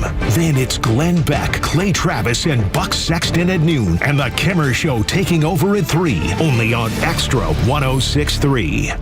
Good morning, it's Los. Let's talk about True Prep. First off, when it comes to getting yourself ready for anything and everything, that's what True Prep offers you. Now, it's not like you have to go to some crazy store in some far-off place or some place off in the woods. No, not True Prep. It's at 1000 Cobb Parkway in Marietta, or you can go online at trueprep.com. You have a prep superstore right in your backyard. And what does it allow you to do? Be ready for anything. I always say about freeze-dried food, that is my particular favorite. You can find everything there over at True Prep. Maybe you want to make sure that your family is prepared and you're protected given any sort of scenario when it comes to making sure that your home is squared away. Well, they have all the guns and ammo at great prices that you can get situated with. By the way, just yesterday, they had their first-time gun buyers forum, their workshop. They're having another one that's going to be coming up on the 24th of August. These are incredibly popular. This is where they will help you as far as finding the right firearm, knowing how to safely store it, knowing how to handle it, knowing how to protect yourself. And like I said, it takes care of you all the way around. Or if you're an outdoor enthusiast, they've got all the equipment that you would need. Go to trueprep.com. That's TRUprep.com. Prepare today for a worry-free tomorrow with True Prep. Make going back to school a little more fun as the Brewers and Marlins come to Truist Park August 4th through the 10th. The week includes the Ronaldo Lopez bobblehead giveaway presented by Coca-Cola on August 4th, followed by the Ronald Acuna Jr. Funko Pop giveaway presented by Xfinity on August 6th. And new this year is the Batman Ticket Package, which includes a Batman bobblehead and a game ticket. Visit Braves.com/promos to purchase your tickets. Atlanta Braves baseball. We are Braves country. Back to school means back to traffic in Atlanta. If traffic mishaps land you in trouble with the law, it's important to know who to call. Call A Second Chance Bail Bonds. We handle bonds from local to federal for any jail in any city. And in most cases, we can have you or your loved one out in a matter of hours. A Second Chance. It's better to know us and not need us than need us and not know us. Call A Second Chance 24/7 at 404-BAIL-OUT. That's 404-BAIL-OUT. Or online at atlbail.com. Hey, this is Matt from East Cobb. We basically bought our house from our in-laws. It was my wife's childhood home. One of the issues that we've had when we first moved in was our dog in our backyard. It was extremely shaded, could never grow grass back there. We resodded it twice. So ATL Turf Co. did an amazing job with our backyard transformation. They basically created a miniature golf hole. We have a miniature fairway. We also have a miniature little putting green. Consists of about 4 holes, total about 40 yards, so you can definitely work on your short game and your putting. After that transformation that ATL Turf Co. did for us, my father-in-law came and saw his house the way it looked after the fact of we had a putting green and a miniature golf course. Sure enough, he did the same thing with ATL Turf Co. He has a beautiful backyard, wonderful stonework, drainage, and a beautiful practice area for chipping and putting. Check him out online at atlturfco.com. This is Poll Paris with Fox News Director of Polling, Dana Blanton. We're at about the 6-month point of Donald Trump's second presidency, and the mood of the country is a bit muddled. Here's what I mean. Our Fox News survey shows 44% of voters are satisfied with the direction of the country. While it's less than ideal that fewer than half are happy with how things are going, there is some positive movement. Satisfaction is up by 13 points since the end of former President Biden's term. Plus, this is the largest number feeling satisfied in about 4 years. And it's even higher than during most of Trump's first presidency. And while 71% still say inflation is causing them financial hardship, that's down from a high of 78% 2 years ago. And it's the fewest to have felt that way since 2021. One more example. 32% of voters, about 1/3, give the nation's economy positive marks. While still low, that matches the record high for the last 4 years. I'm Dana Blanton, and that's your Poll Paris. The stories that matter to you. These are your Georgia headlines. Here are your Georgia headlines from Monday, August 4th. Today is back to school for most students in the metro area, including Cobb County. Be alert for increased traffic and pay close attention to school zones and buses. Some districts are enforcing increased fines for traffic violations in school zones. Restrictions on electronic devices go into effect this school year for all Georgia students, as well as new school safety measures. The Georgia Snap headquarters was targeted by a cyber attack last week. Officials say callers encountered bots that were attempting to access and infiltrate their account information. DHS is encouraging Snap recipients to lock their card between purchases. It's unclear how many accounts were compromised. And 2 of Georgia's streets have been listed among the most walkable and feel-good streets in America. Main Street in Dahlonega was ranked number 12, and East Main Street in Blue Ridge was named number 35. Today's weather, a rainy back-to-school Monday, keeping temperatures low in the high 60s. The rain will stick with us the rest of this week. With your headlines, I'm Jerry Payne for Extra 106.3. 7 o'clock hour is brought to you by Van Sant Law Group. If you're in an accident, make the right call. VanSantLaw.com. Can I bring up something with you? Gosh, I'm glad you did. What is it? Have you seen what's going on in the state of Texas? Well, just the whole we're going to bail out, we're going to go to Illinois so we don't have to vote or we can block the vote and all that bull. They always run. Every time. This has become such a theme with has Texas become their Democrats. thing. Yeah. Texas Democrats, when it comes to voting on legislation, they leave the state, which is like fighting for sure. Yeah. They run away. And then this turns into this circus of, all right, we got to get them back. Yeah. And now they're saying if you donate money to them, that's some sort of illegal campaign finance. Right. If you pay to keep them on the run. Yeah. Basically, the state of Texas, and howdy, good job, is about to end the Democrats.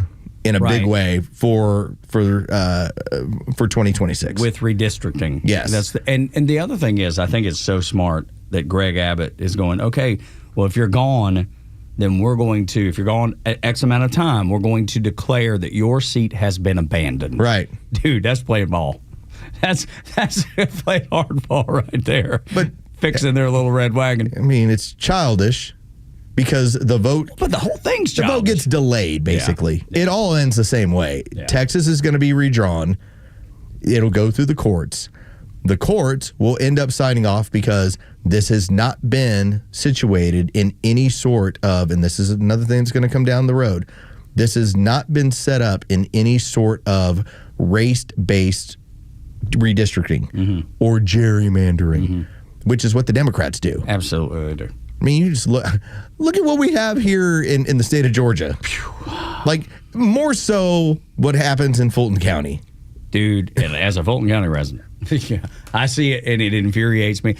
Just the fact that Fulton County exists the way it does is gerrymandering. And look at the voting districts, the way that they've been drawn up. You're like, why is it like, well, why do you think it's like that? Yeah, to benefit the Democrats. It's the best they can get it. Exactly. And, so frustrating. So frustrating. So I love the way Greg Abbott's handling it, and hopefully it will come to a resolution quicker than have this dragging out. And because the Democrats use this as campaign fodder. That's what they're doing. Yeah. And by the way, one more pro tip: if you happen, because we talk about treasure hunt over at Costco, if you happen to be at your local Costco over the next few days, I'm just going to tell you, Puma underwear, greatest underwear ever. How you doing? All right. I just want you to buy the 5-pack and then get back to me. I'm not familiar with the Puma underwear. So maybe get back to me after you buy the 5-pack. Dre, make a note. Anybody out there? I'm going. Okay, make a note. You're going to say, "Wow, that's a really good price. It can't possibly be good." And it is. And then you're going to find out. And then you're going to get the news. You're going to find out. Get the good news, the gospel, as it's called. I would love to give a lot of information on this show. Neil Bortz joins us tomorrow. Ooh, maybe I'll go buy him a pair. Oh, see, I bet he'd like that. Here, Neil. Here's some. We all need to wear hoodies. Yeah, right. That's that'll for sure. piss him right off. And then, but it's going to be. It's going to keep mine on the entire time. Exactly right. Make him call me Trayvon. Yeah, you call him Thug Medina. That's right. But no, the other thing would be odd. It would be odd to hand someone like a grown man. Like, here, I bought you these. With a bow. Or at all. Even bow or not. I don't think bow changes the dynamic at all. I think it'd be weirder if I put a bow on it. Maybe so. I just think handing a grown man underwear is going to be, I mean, I can't wait to see it come down. XL? I hope you do it. You'd imagine. It's got to be in there somewhere. Yeah, right in that wheelhouse. All right. But I'm just usually, going to take note. Usually you get Neil tomorrow at 7:25. But tomorrow is a unique day. It's a travel day for Neil. He's coming into town. He's bringing the Bortz bus to Atlanta, Georgia, back to his old romping grounds. And he emailed us and said that he is going to be with us for a solid hour tomorrow, 7 to 8. It could be huge. We're going to have to come up with some different games here. I think so, yeah. The anus is on you to come up with a plan. Anus? Oh, onus.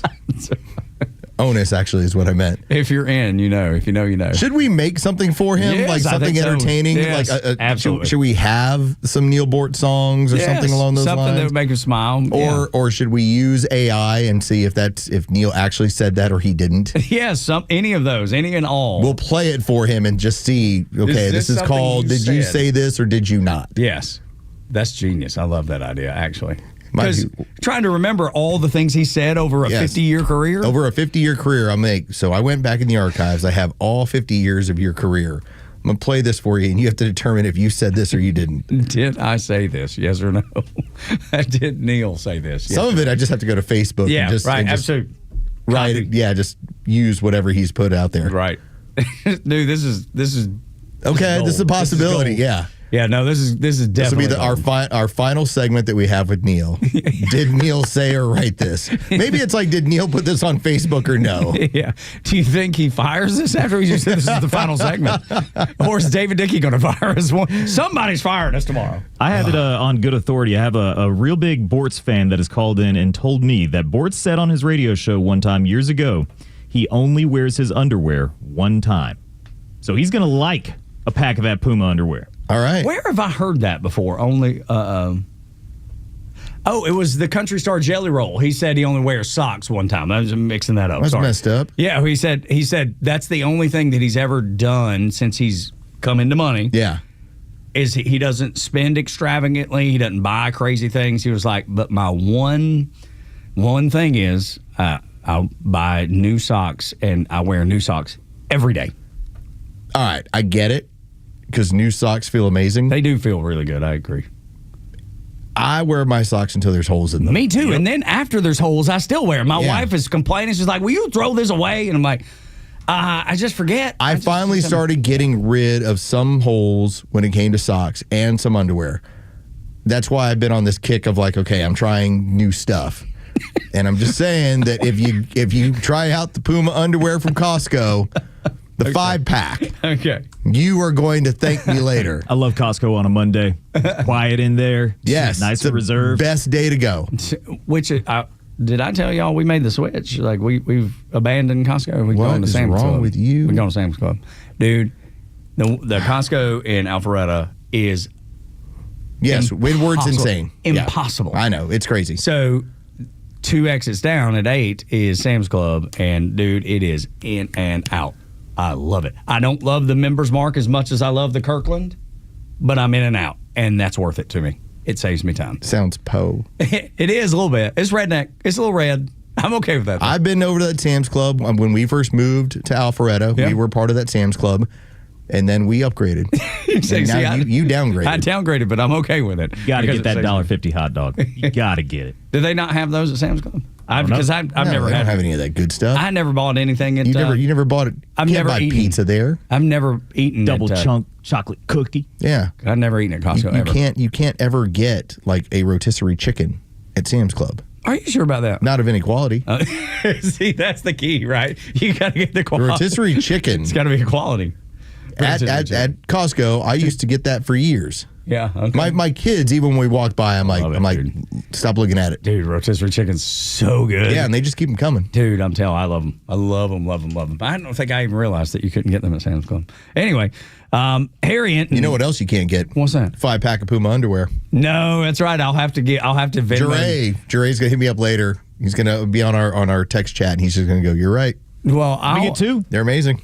Well, I'll Venmo one of you to get me a packet. All right, maybe. Package. Yeah, maybe. Hold it over my head. I'm going to bring you with one in a bow.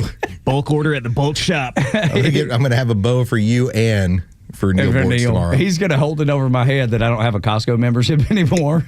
And look what I got. Look what I got that you can't have. You're poor. Look at I hear like we're getting back to school, starting back. Look at the poor kid. It's not even poor. It's Po. Oh, he's Po. You can't even have the last OR. That's exactly. You can't afford the last OR. I love it, dude. Talking about the way it is in school, just beating up on one another for no kind of reason whatsoever. The jobs report, the left is trying to blow this thing up and as if it's, some big deal. Bureau of Labor Statistics fired the person there because if you look at the trend for the last, I can't tell you how long, they've been revising jobs down, did it again. Is there some political bias behind it? Maybe, who knows? But they got rid of that person. But the left was trying to celebrate this, this jobs report as a negative for Donald Trump. And when I look at it, I take away that the unemployment rate didn't move. So people are keeping their jobs. And then the jobs that are that were created are being taken by native-born Americans. I think all of that is good news. You probably didn't hear that in the mainstream media, which is fine. That's why you listen to this show, because we'll tell you. And then Harry Enton, the one, maybe 2 bright spots, one of the 2 bright spots on CNN, is giving you this. We're set to have a net negative on illegal immigration.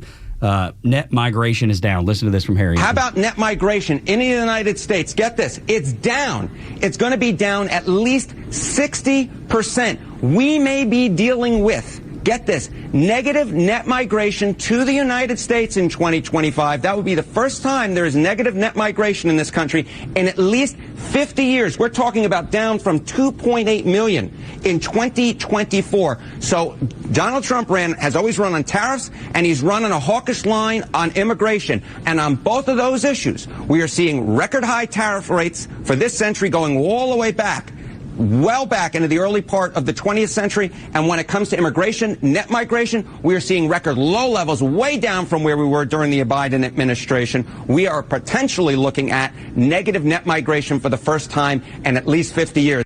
Unbelievable numbers. And listen, when he says down 60%, that is 2.8 million people from last year. I think all these numbers work together. I don't think people are putting them together, Los, but I think they all work together. Yeah, I believe it all works together. Just as you're playing this audio and hearing, okay, here's what's going on. You have, even when the jobs report is under what the analysts believed it was going to be, there's a silver lining here. Just as you said, you have actual Americans that are filling these jobs.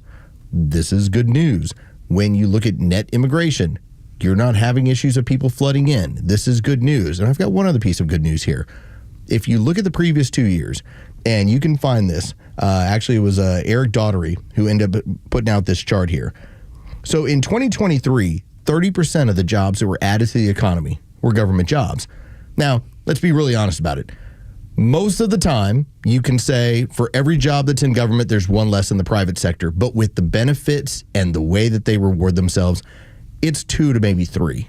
All right? Every job in government is basically 3 jobs in the private sector, 2 at the very least. Last year, it was 25% of jobs. This year, it's 0. 100% of the jobs thus far are coming out of the private sector. That is great news, coupled with all the immigration information. That number jumps off the page. Kills you. It's awesome. Yeah. I love hearing stuff like that because we won't hear anywhere else. But we could always say, well, look, they had 74,000 jobs. They were hoping for 100,000. All right, so if I added 25,000 more jobs in their government jobs, and every single government job is basically costing at least 2 to maybe 3 jobs in the private sector. That's actually screwing yourself. Exactly. 100%. You are in the right place with this stuff. This is great information.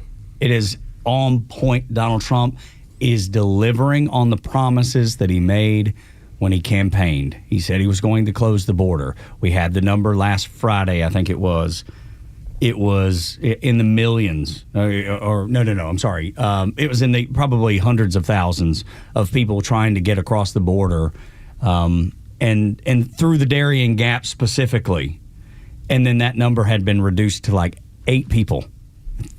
That kind of shrinkage, that kind of progress when it comes to illegal immigration, and then it shows up in jobs and who's getting the jobs, which means you, being born and raised here, are getting the jobs that are being created. That and the economy.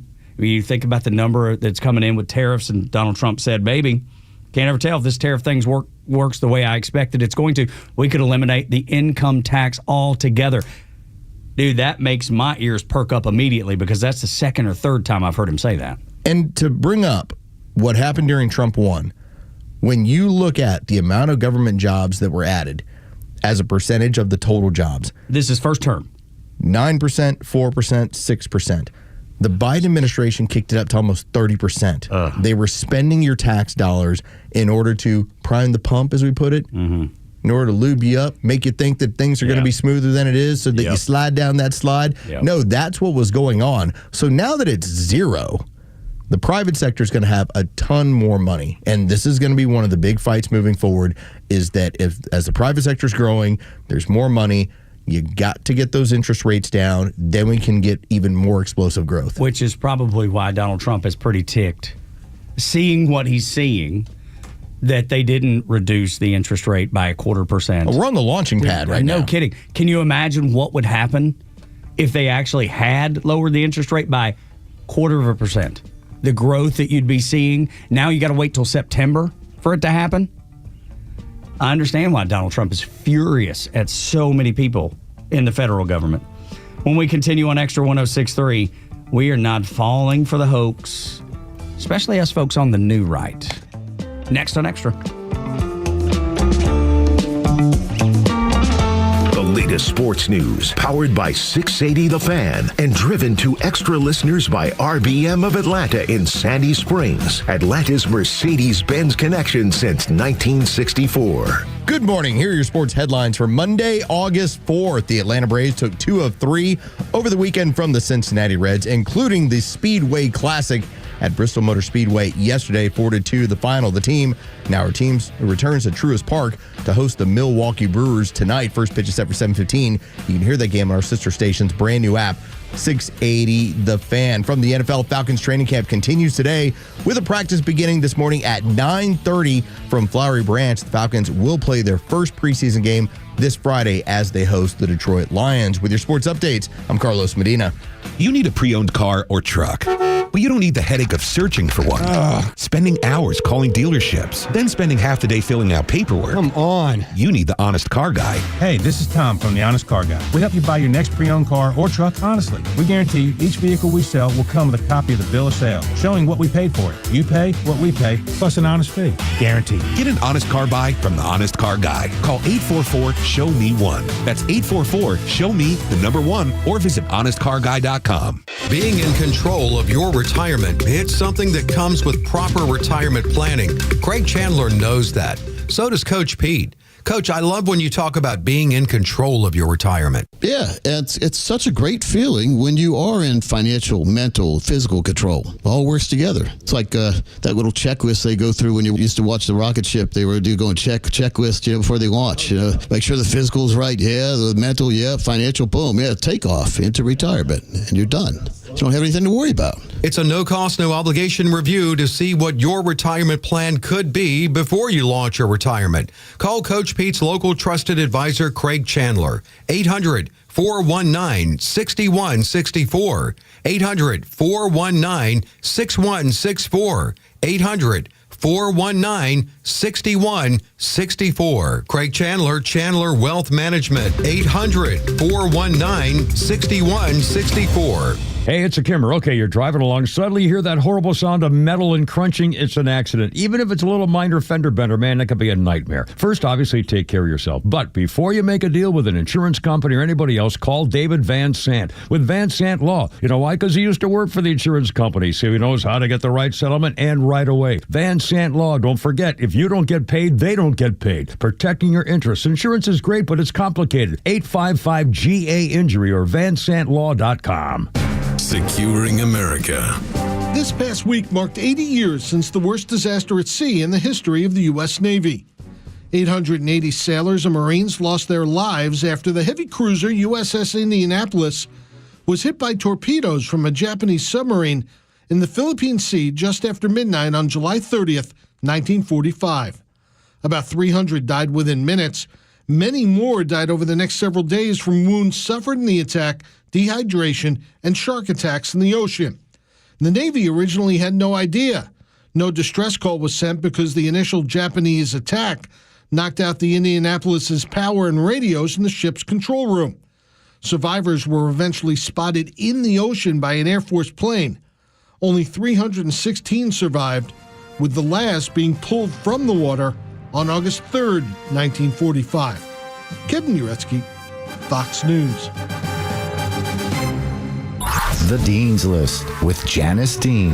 A 12-year-old who ran into a burning building to save his baby brothers and his grandma in Virginia makes today's Dean's List. Ramir Parker was upstairs with his grandmother when he heard a crackling noise on the first floor, and then he saw the smoke coming from the basement. Ramir yelled fire to alert his grandmother and ran to rescue his brothers who were sleeping on the couch. He then scooped them up and got them outside to safety, running back to get his grandmother. In just an instant, flames overtook their home. Thankfully, everyone was safe and unharmed thanks to Ramir's calm, quick thinking, and his bravery. To recognize this incredible rescue, his community honored him with a special proclamation, and the fire department named him an honorary firefighter with the promise that he's got a job if he wants it when he turns 18. When Ramir was asked why he ran into the fire, he said the only thing that mattered to him is his family.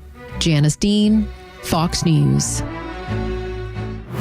Stream Clay Travis and Buck Sexton, Glenn Beck, Fox News, and even NASCAR on Sundays. Anywhere on the Extra 106.3 app. Download the app now and get 24/7 access to the live stream, the latest news, and everything you need to know about Atlanta's only conservative talk station. Download the Extra 106.3 app for Apple or Android and check out even more great original content at thepodcastpark.com. This time tomorrow, we'll be knee-deep talking to Neil Bortz as he's spending an hour. We'll still have another full segment with him starting right now, fast-forwarding to tomorrow. And if everything works out great, I'm going to bring him Puma underwear, which, as you're finding out, 5 stars across the board. Been read reviews. That's how we've spent the whole break was me reading him reviews. Aloud. From Costco's website. The 5-pack. I would have never thought. I would have never. Have you ever written a review? Not on underwear. But on anything. Yeah. You have? Okay. Yeah, I regularly, a lot of small businesses, especially people that I've worked with recently, when it comes to doing stuff for our basement, they always will request a Google review. That's right. If they do a great job, why not? And oftentimes they'll send you the link, and I have no problem writing up a quick review of how great it was to work with them. Yeah, I've probably done that maybe. Or not so great. No, everyone's been great. Everyone's been great. Right. Except that dude that messed up the car. That dude deserved a bad review. Yeah, that did happen over at tire company over on Marketplace Boulevard with a red awning. They bent the frame of my wife's car. Oh, no. Yeah, dude, it was terrible. For tires? We were getting it was a slow leak on a tire fixed. And by the time they fixed it, whoever was the person improperly put it up.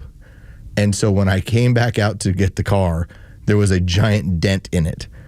And the door would not open and close properly. What? Now, their insurance paid for everything, but it's the inconvenience. And as my man, Tom Mitchell, honest car guy, was quick to tell me, well, that goes on your accident report. Mm-hmm. So they cost you more money than you really know because now it comes across as an accident. That's appreciated value there. That's right. I remember one time, lady rear-ended me in the car, and it really didn't do any damage. There was a couple small scratches, but the officer actually told me that. He was like, hey, man, I don't tell you what to do.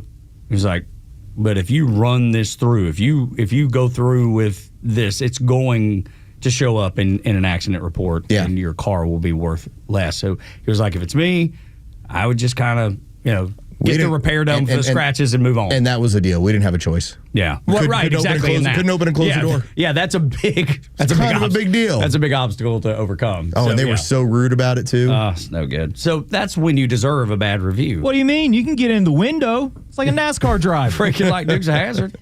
Come on, as Bo Duke has been in Covington the last, it seems like 2 weeks. Every time I see him posting something, he's posting from Covington, Georgia. The one thing we don't fall for. It was Discount Tire. By the way. Marketplace Boulevard. The things we don't follow. Their manager's a jerk. Do you want to give his name or anything?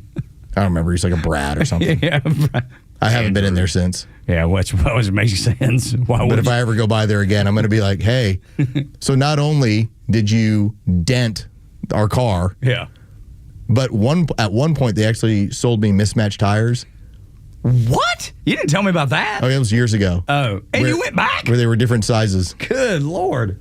Yeah, they messed that up. I can't believe you went back after that. Looking like one of those squatted trucks. Yeah. I had a loyalty at the time. Yeah. I don't have it anymore. Yeah, that thing, it will go away. You burn that bridge. Yeah, it'll go away quick. No doubt about it. There's been... say goodbye to that endorsement. Yeah. Yeah. Well, as if you'd want it. Any other tire people out there, I am open for business. Yeah. Because, why would you want to endorse the place that screwed your car up like that? No one. That would be, there wouldn't be enough money in the world. It would be like when they brought the Pfizer thing in. I'm telling you, I think it was Stephanie who was the one who responded back to me like I've only had good experiences there. I'm like, well, you're lucky. Yeah. So we live in the same hood, so we go to the same places. Yeah, that's exactly the same haunts. Does she get by good old days? No, I don't think so. But they know. But everybody knows it. She needs to. Everyone in the area knows about good old days. Yeah, that's a good place, man. I didn't because I'm south of there by about 4 exits, but when I found it, Los brought me into the fold. Yes. Dude, Jeray's been. I do wish I wasn't like an hour and a half away up in Woodstock. It is a great neighborhood bar. It's depending on the hour. Have you seen it go bad? No, I'm just saying. Well, I'm just saying by 9 o'clock, 8 o'clock, I'm out. Oh, okay, got it. You know, the different crowd rolls in, the younger crowd, and I'm like, I'm out. And they do full band karaoke, don't they? Sometimes. Well, not karaoke, but they have. I mean, they have bands all the time. They have bands all the time. Yeah, great music acts. Love going to see live music, no matter who it is. It was me and my son went and saw Thomas Rhett on Saturday, and he was awesome. But I get just as, I mean, this is going to sound crazy, but I get just as much enjoyment as seeing a cover band at Good Old Days as I do going to a major concert. I like cover bands. Cover bands do a good are job? So much fun. Yeah, absolutely. because you can sing along. I'll tell you, this is way off subject. The Bon Jovi cover band, Slippery When Wet, I'd rather see them. I'd rather see them than actual Bon Jovi because they sound like Bon Jovi. Bon Jovi doesn't sound like Bon Jovi anymore. If you've seen them lately, that's sad. He just doesn't have the ability. Yeah, sure. And he talks about it. He just doesn't have that. I mean, he's got to be pushing 70, right? Oh, at least at this point, mid 60s, early 70s. Yeah, I would imagine. Now I got to look up John Bon Jovi's age. You do that, and I'll lead us into the conversation about not being fooled. Like you can go to a 63. Okay. Okay. Yeah. He's singing in there. Yeah, but just doesn't have the ability to hit those notes anymore, and he's no qualms about it. He doesn't try to. But if you want to see a Bon Jovi cover band, that Slippery When Wet band, if you see them playing, go because it's really good. But don't fall for hoaxes. Don't fall. I mean, and I feel like this audience has such a BS detector that most don't, that they don't fall for things. You and I, Dre, we don't fall for things easily. It's you better prove it to me before I'm going to believe it. And climate change has been one of those that we just don't fall for. Nobody's falling for that. I enjoyed seeing the look on Cassie Hunt's face on CNN. Yeah. So she had Lee Zeldin on, and they're going to discuss everything going on with the EPA. And CNN, just to kind of set this up, shows these graphics before it even starts of like smog plumes. Oh yeah, of course. You know, all the normal stuff. We're like, oh my God, it looks dangerous. It's horrible. And they start showing you information from, well, here was the standard in 2009. And here's where we're at now. And so this is what I talk about the new right. And this is so many in this audience here. You're done with accepting the premise. You start off every single discussion with any of these people when they start setting the premise. They're setting the battlefield that you're going to fight on. You reject it. You immediately reject it because oftentimes it's slanted, it's unfair, and it's set up where it's going to be total BS. Here's Lee Zeldin. They bring him on CNN, and I'm telling you, Cassie Hunt looks like a deer in headlights. The entire, she could not believe this was happening on her show. Do you accept the overwhelming scientific consensus that these greenhouse gas emissions are the biggest drivers of man-made climate change? Well, it's great to be on with you. First, it's worth pointing out that all 8 or so images that you just posted on the screen have nothing to do with this week's announcement. What was the 2009 endangerment finding had to do was with regards to mobile sources vehicles. This week's proposal to rescind the 2009 endangerment finding was with regards to mobile sources vehicles. CNN's been using a lot of photos where they show smokestacks of stationary sources like power plants. That's not what we proposed. Now, going back to 2009, the science that they were reviewing included both optimistic to pessimistic scenarios. To reach the 2009 endangerment finding, they relied on the most pessimistic views of the science. The great news is that a lot of the pessimistic views of the science in 2009 that was being assumed ended up not panning out. Hey, that's great. We can rely on 2025 facts as opposed to 2009 bad assumptions. Think about what she said. Do you accept? Yeah. She's like, I'm giving you a premise, and we need to argue from here. And he rejects it resoundingly. Slammed her. And then just laid it. Yeah, by the way, these happen to do with mobile. It has nothing to do with stationary. And he just started. Right. And she looks like, oh, my God, I can't believe the graphics team has put me in this situation where now I have Lee Zeldin basically chewing my butt on my own show. Well, that's because there's no way she's going to take responsibility of that. I guarantee you she knew all those graphics going in. You know what I mean? She knows what they do. And then for her to be on her heels because of it is entertaining. Her eyes were huge, oh my God. Because she's like, Who do I blame for this? I can't blame me. It can't be me. It wasn't me. Yeah. I didn't build the Chiron. Yeah, right. I didn't build the graphics. But that's the beauty of it, because she knew exactly what she was doing, and then while on her heels is going to pass off the blame to somebody else. There's no way she's accepting blame for getting her lunch handed to her on her own show. This administration, there are so many people that are good at television. Telling you, it is so different than what we saw in previous administrations, where it was, oh God, here comes this particular person. They're going to try and make their point. This is not going well. Like, I'll give you an example. Right now, we had Pocahontas, who was just on MSNBC, and Elizabeth Warren proceeded to sink the Democrat Party on her own by talking about her love for Mamdani and AOC. Dude. I'm like, please keep that up. That's right. Like, dude. There's a reason Cory Booker this weekend wouldn't endorse him. Like, do not go on these shows and do this stuff. Whereas Lee Zeldin's like, all right, give me another one. Bring it. I'll just keep slamming them out of the ballpark. Dude, I'll keep punching you right in the nose as long as your nose is there. You don't there. think Tulsi's not like, put me on another show. Let's do this. Absolutely. Let me show you what really it's all about. When we continue, one Trump official calls Russiagate what it actually was. Next on the Morning Xtra on Xtra 106.3.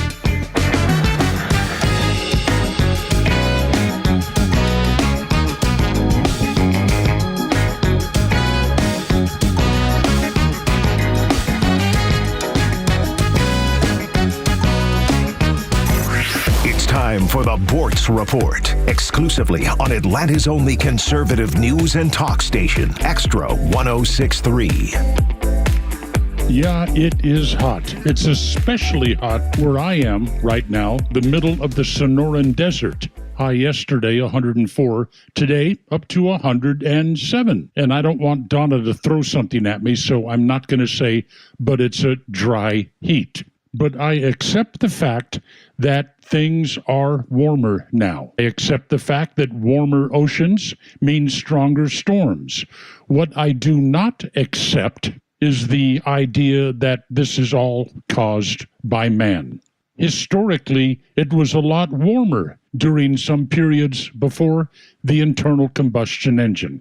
The Energy Department has now issued a report, the title won't be exciting, a critical review of impacts of greenhouse gas emissions on the U.S. climate.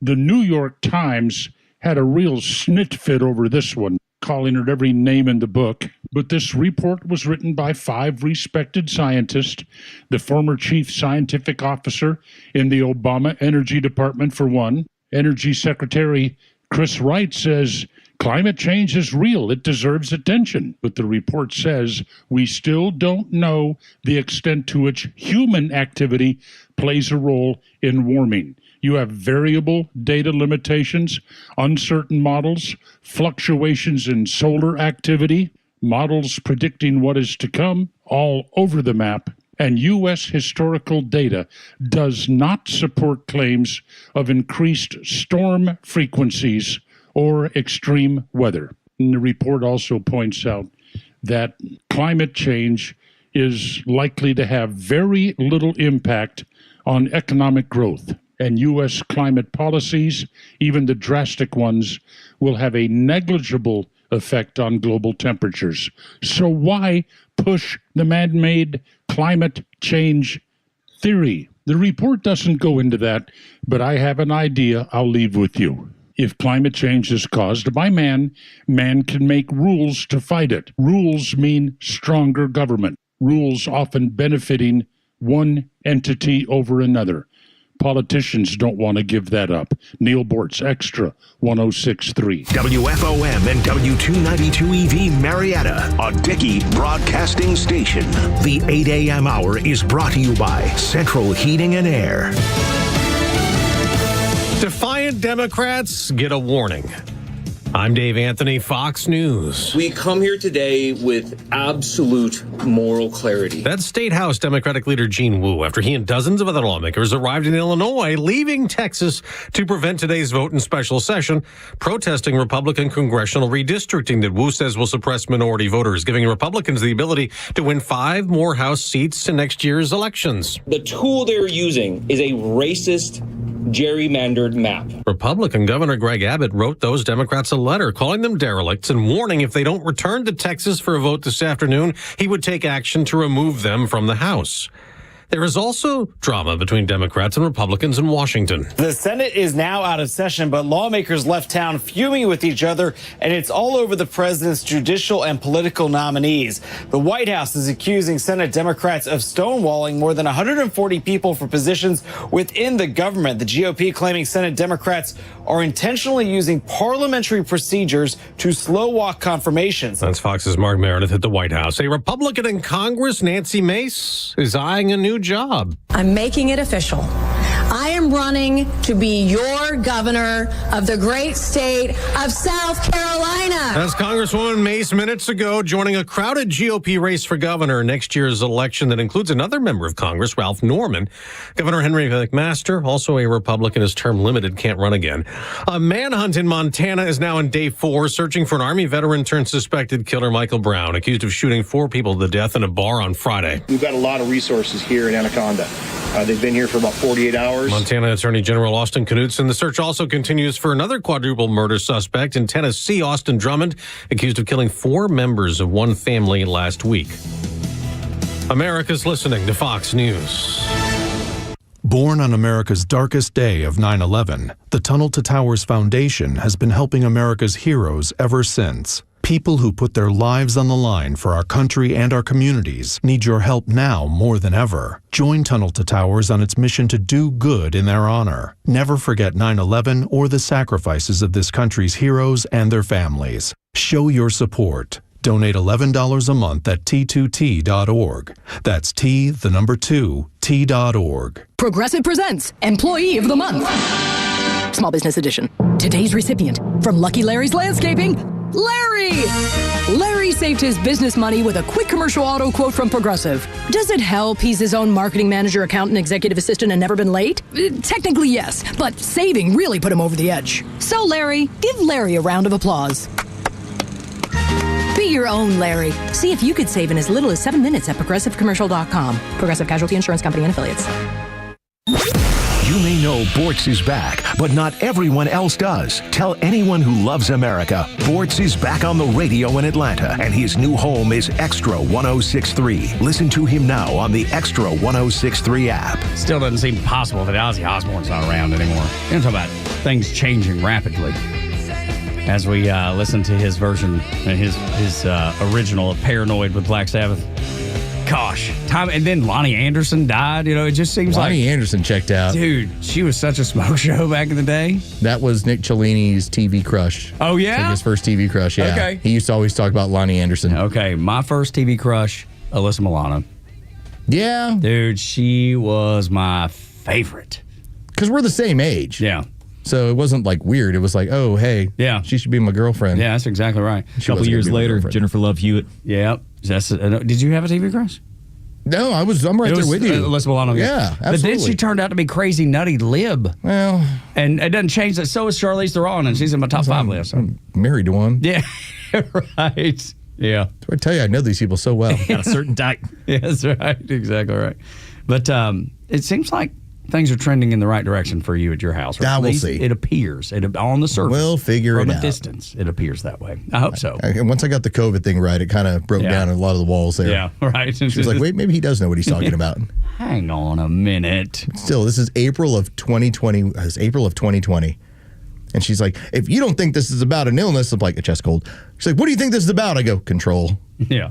It's also the reason why I'm no longer allowed on the NBC affiliate here to do sports any longer. Yeah. Because in, let's see, summer of 2020, when you had all the conferences in college football were talking about playing, they had me on with another person, and at the time, the anchor, the host, started asking me about what this is about, and I just said, well, it's really about control.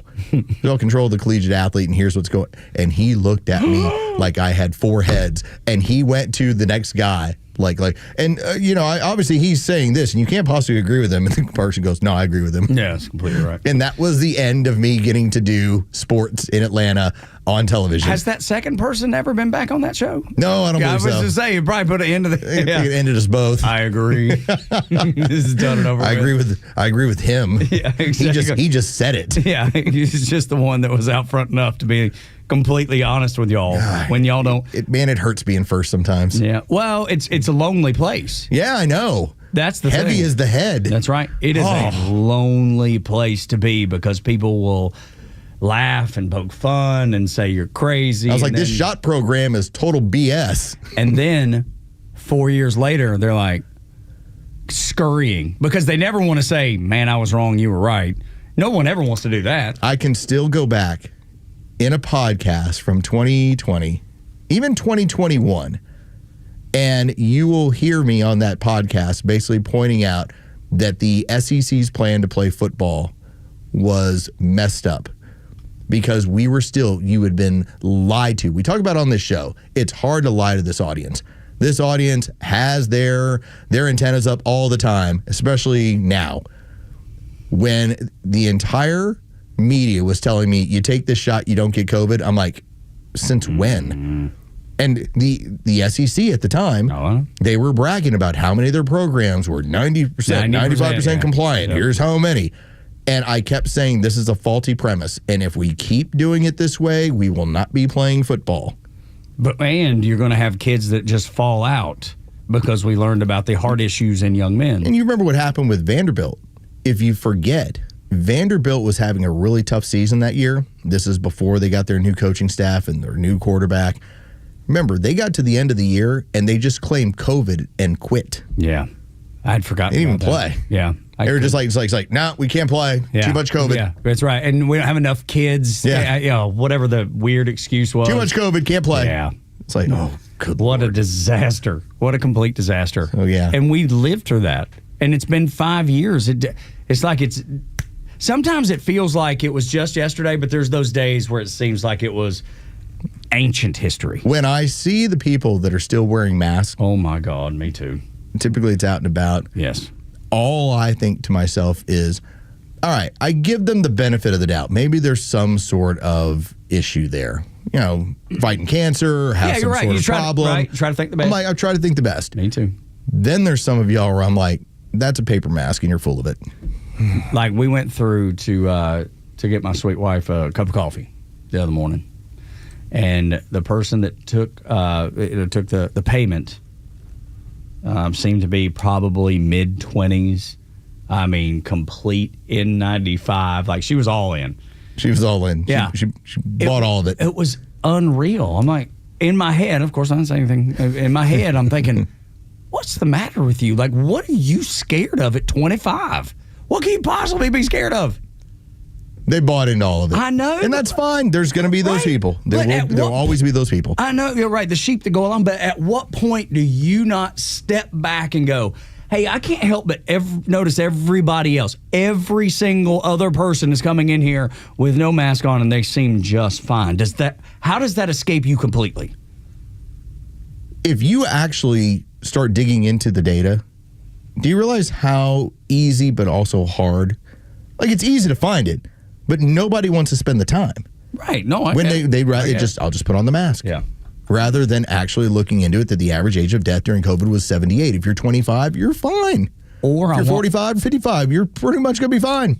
Instead of wearing an HRC button on my shirt because they won't allow me at the coffee joint, I'll put my mask on. It says the same thing. It says the same thing. It tells the person. Just lets you know. That's exactly right. That's the only thing that I can figure that makes any sense whatsoever. So uncomfortable. Remember, I had to go and I did an escape room, and they made us wear them when we took pictures afterwards. All during the time we were doing the escape room, didn't have to wear them. No, of course. And then it was like, okay, it's time to take pictures. I'm like, oh God, dude. I told you about when we were down at Key West. We went on a boys' trip. A bunch of us went down, celebrating a buddy getting married, whatever. We go down there and hang out. And it's right at the, I guess it's 2021 by this time. And we go to this breakfast joint, and it's as big as this room. So it's a really small breakfast place. So like 20 by 20. Yeah, exactly. Yeah. And the I've heard food's good, whatever, the reviews are good. So we go up there, and of course none of us have masks on, and none of Key West was participating, except that there's a certain group of people that participate, whatever. And so we go up to this little restaurant, and they're like, well, you have to have your mask on to come in. And I mean, I can see the table literally see it. It's 3 steps. And they're like, no, you can't come in. You can't go be seated too. But so I put the mask on, walk 3 steps, sit down, take it back off. And I asked the waiter, I was like, y'all realize that that's the dumbest thing that I've ever done in my whole life. Y'all made me do the dumbest thing I've ever. And he was like, well, it's our rule. It's our policy. I was like, okay, but it's a dumb policy. Yeah. It's stupid. I'm really quick about whenever I hear it's policy. I was like we're in Dallas for. But they use that as a crutch. It's policy. I always say this. I was like, oh, it's policy, huh? Oh, where exactly in Texas state law is your policy applying here? That's right. I'm always quick to, your policy is not law. Yeah. So don't try and act like I'm doing something illegal. Yeah, yeah. I was like, you have a policy. You have a policy. And guess what? You can choose to negate your policy or overlook your policy at any point. I mean, how do you think we got an open border? Yeah, exactly. Okay. It's like the laws are on the books, and here's what our policy is going to be. And they still used it and did it. It's that silliness. I still remember in 2021, one of my favorite things during that fall, we went to go to the Golden Nugget over in Mississippi, and they had a policy, which was as long as you had a cigar, cigarette, whatever sort of device in hand, you didn't have to wear a mask. So when we got off the plane, this was explained to us, and we were handed cigars. Man, that thing stayed in my hand. It was like a magic token.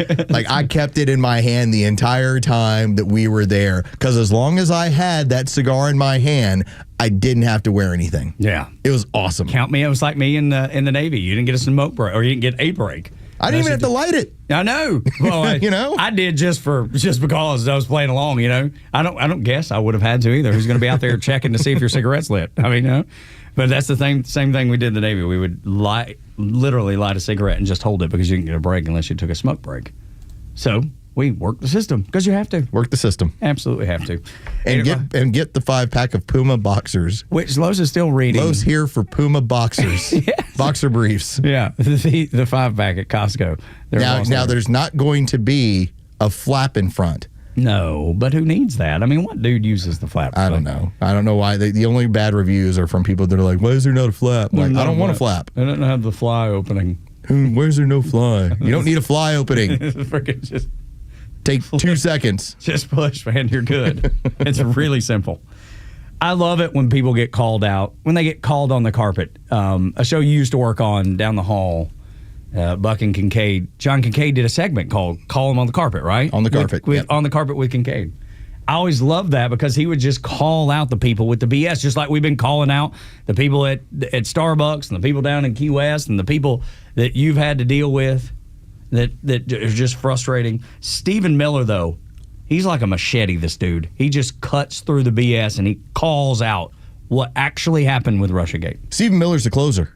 Stephen Miller was the person who told you what was going to happen on immigration. And when Stephen Miller told you, then it started happening. And he's pretty much that person who, he is the last line. When Stephen Miller rolls in and tells you what's going to happen, it's because it is happening. The pinata's coming down. That is what Stephen Miller does. He is that last person to directly tell the American people, here's what's going on, you just got to deal with it. And I love it, because he's very direct and he's very sharp. I want you to listen to Stephen Miller. He was doing the tour yesterday. He's on Fox. And Stephen Miller lets you know what's coming down. The Russia collusion hoax against President Trump remains the single greatest hoax and the greatest assault on our democracy in the history of this country. There's no comparison. There's no parallel to anything else. It was a coup. And I'm using that term literally. It was a coup to overthrow a democratically elected government, a coup carried out by the intelligence apparatus of this country, by the deep state, by Hillary Clinton and the Democrat Party. The new information that has been revealed by the Director of National Intelligence and by the FBI eliminates any scintilla of doubt about the intention, the premeditation, the planning and orchestration of this conspiracy. It meets all of the criminal elements of a seditious conspiracy against the United States. It meets the criminal elements of an insurrection. It meets the criminal elements of a conspiracy against the government and the criminal elements of a conspiracy to deprive citizens of their civil rights under color of law. That's about as direct as it gets from Stephen Miller. No mincing of the words, straightforward, easy to understand, no matter where you stand on the issue. You know exactly where he's coming from. He's like, here's the information, here's where it came from, here's why it's a crime. And this is what we're doing about it. And he's right. That's the other thing. This is why I believe something's coming down here in the next couple of weeks. Now, does that mean shackles? Well, I don't know. We'll see. Does it mean perp walks? Maybe. I don't know. We'll see. But whatever's coming down is coming down soon, because you don't roll in, Steve. It's like the old days. When Billy Wagner comes in the game, Billy Wagner doesn't throw in the first inning. He don't throw in the fifth inning. He throws the ninth inning. All right? Craig Kimbrell does not show up. Old Craig Kimbrell does. The other version of Craig Kimbrell, that's a ninth inning guy. Stephen Miller's ninth inning. That is what happened yesterday. Mariano Rivera. They rolled in the ninth inning guy to make the closing argument. Something's coming down here soon. And he nails it. He drives the nail into the board with no mincing of words and no loss of interpretation. You know exactly what he's going after. And look, would I love to see Brennan perp walked? Yes. Would I love to see Hillary? Oh, my, I got to tell you, if it's me, even more than Barack Obama, Hillary Clinton, that's the prize, if you ask me. That's the one. I don't know if everybody else feels like Clapper. Yep, be fine. Brennan, yep, be fine. Hillary Clinton is the one that the spotlight is always on for me. Like the person singing on stage by themselves, just the spotlight. That's what I want to see.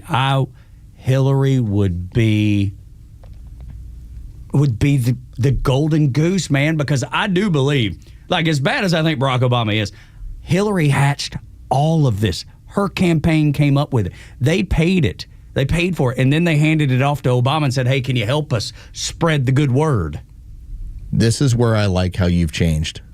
I brought this up last week. Your mentality at one point was live and let live. It was. Turn the other cheek. It was. And a lot of that's just based on faith. I'm just going to forgive you. I know you did me wrong, but I'm going to forgive you. And in my personal life, I'll probably continue that way. Yeah. But there is also some code of Hammurabi. I know what you did, and you're going to pay for it. As you should. And so to have, the chance of lock her up in 2016, and then Donald Trump was like, it's a president's wife. I'm not doing this. I turned the other cheek. I turned the other cheek. And what happened? They raided your house, dude. And then they gave you the knife in the back. They tried to shoot and kill you. They tried to take all your money. They went ahead and launched what ended up being 94 different charges that were all bogus against you. This is where you find out you can't turn your cheek on a wolf. J6, right? The J6ers. You got to get them now, and she's as much part of it as anybody else. I think she's the number one, dude. She hatched it all. It all came from her. And listen, is it going to be difficult to catch her because she rides around on that broom? Yes. Yes. But you got her dead to rights. Dude. This isn't going to be difficult. Look at what they did to the J6ers. We talk about locking them. They weren't able to access lawyers. They weren't able to access anything. They were held. As a matter of fact, they were moved from spot to spot, so they couldn't, even if they wanted to reach out to a lawyer, they couldn't. What was it called when they would bust them from place to place? What was it? It was some sort of treatment. I forget what they had a term for. Because I brought it up, and you were like, and you had just had the discussion. Exactly right. With Back the Blue. Yes. As far as what they would do, the government would actually take a January 6ther and would move them from facility to facility by bus, never informing their family or their attorney, so that by the time they got to the next place, they didn't know where they were. And they wouldn't tell them, so that they could then make contact. So you had attorneys that were trying to find their clients, and the federal government's like, we don't know where they're at. They would just get lost in the system.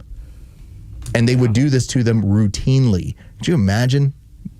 You felt like your government was doing this to you because you happened to walk into an area that they consider restricted? How do you feel if you're them seeing Hillary Clinton get away with murder?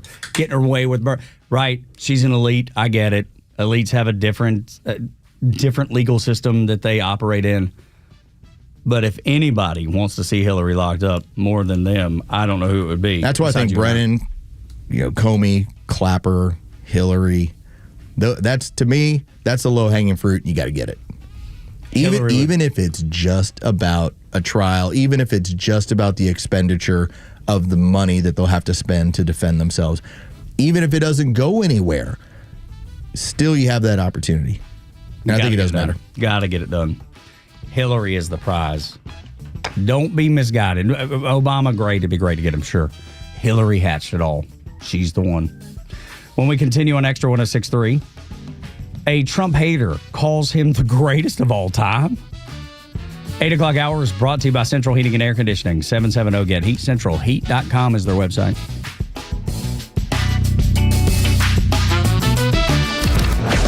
Stream Atlanta's only conservative voice anywhere you go with the Extra 106.3 app. Now equipped with Apple CarPlay. That means you'll always have Extra's crystal clear HD stream right on your dashboard no matter where you are. Download the all-new Extra 106.3 app now and start streaming.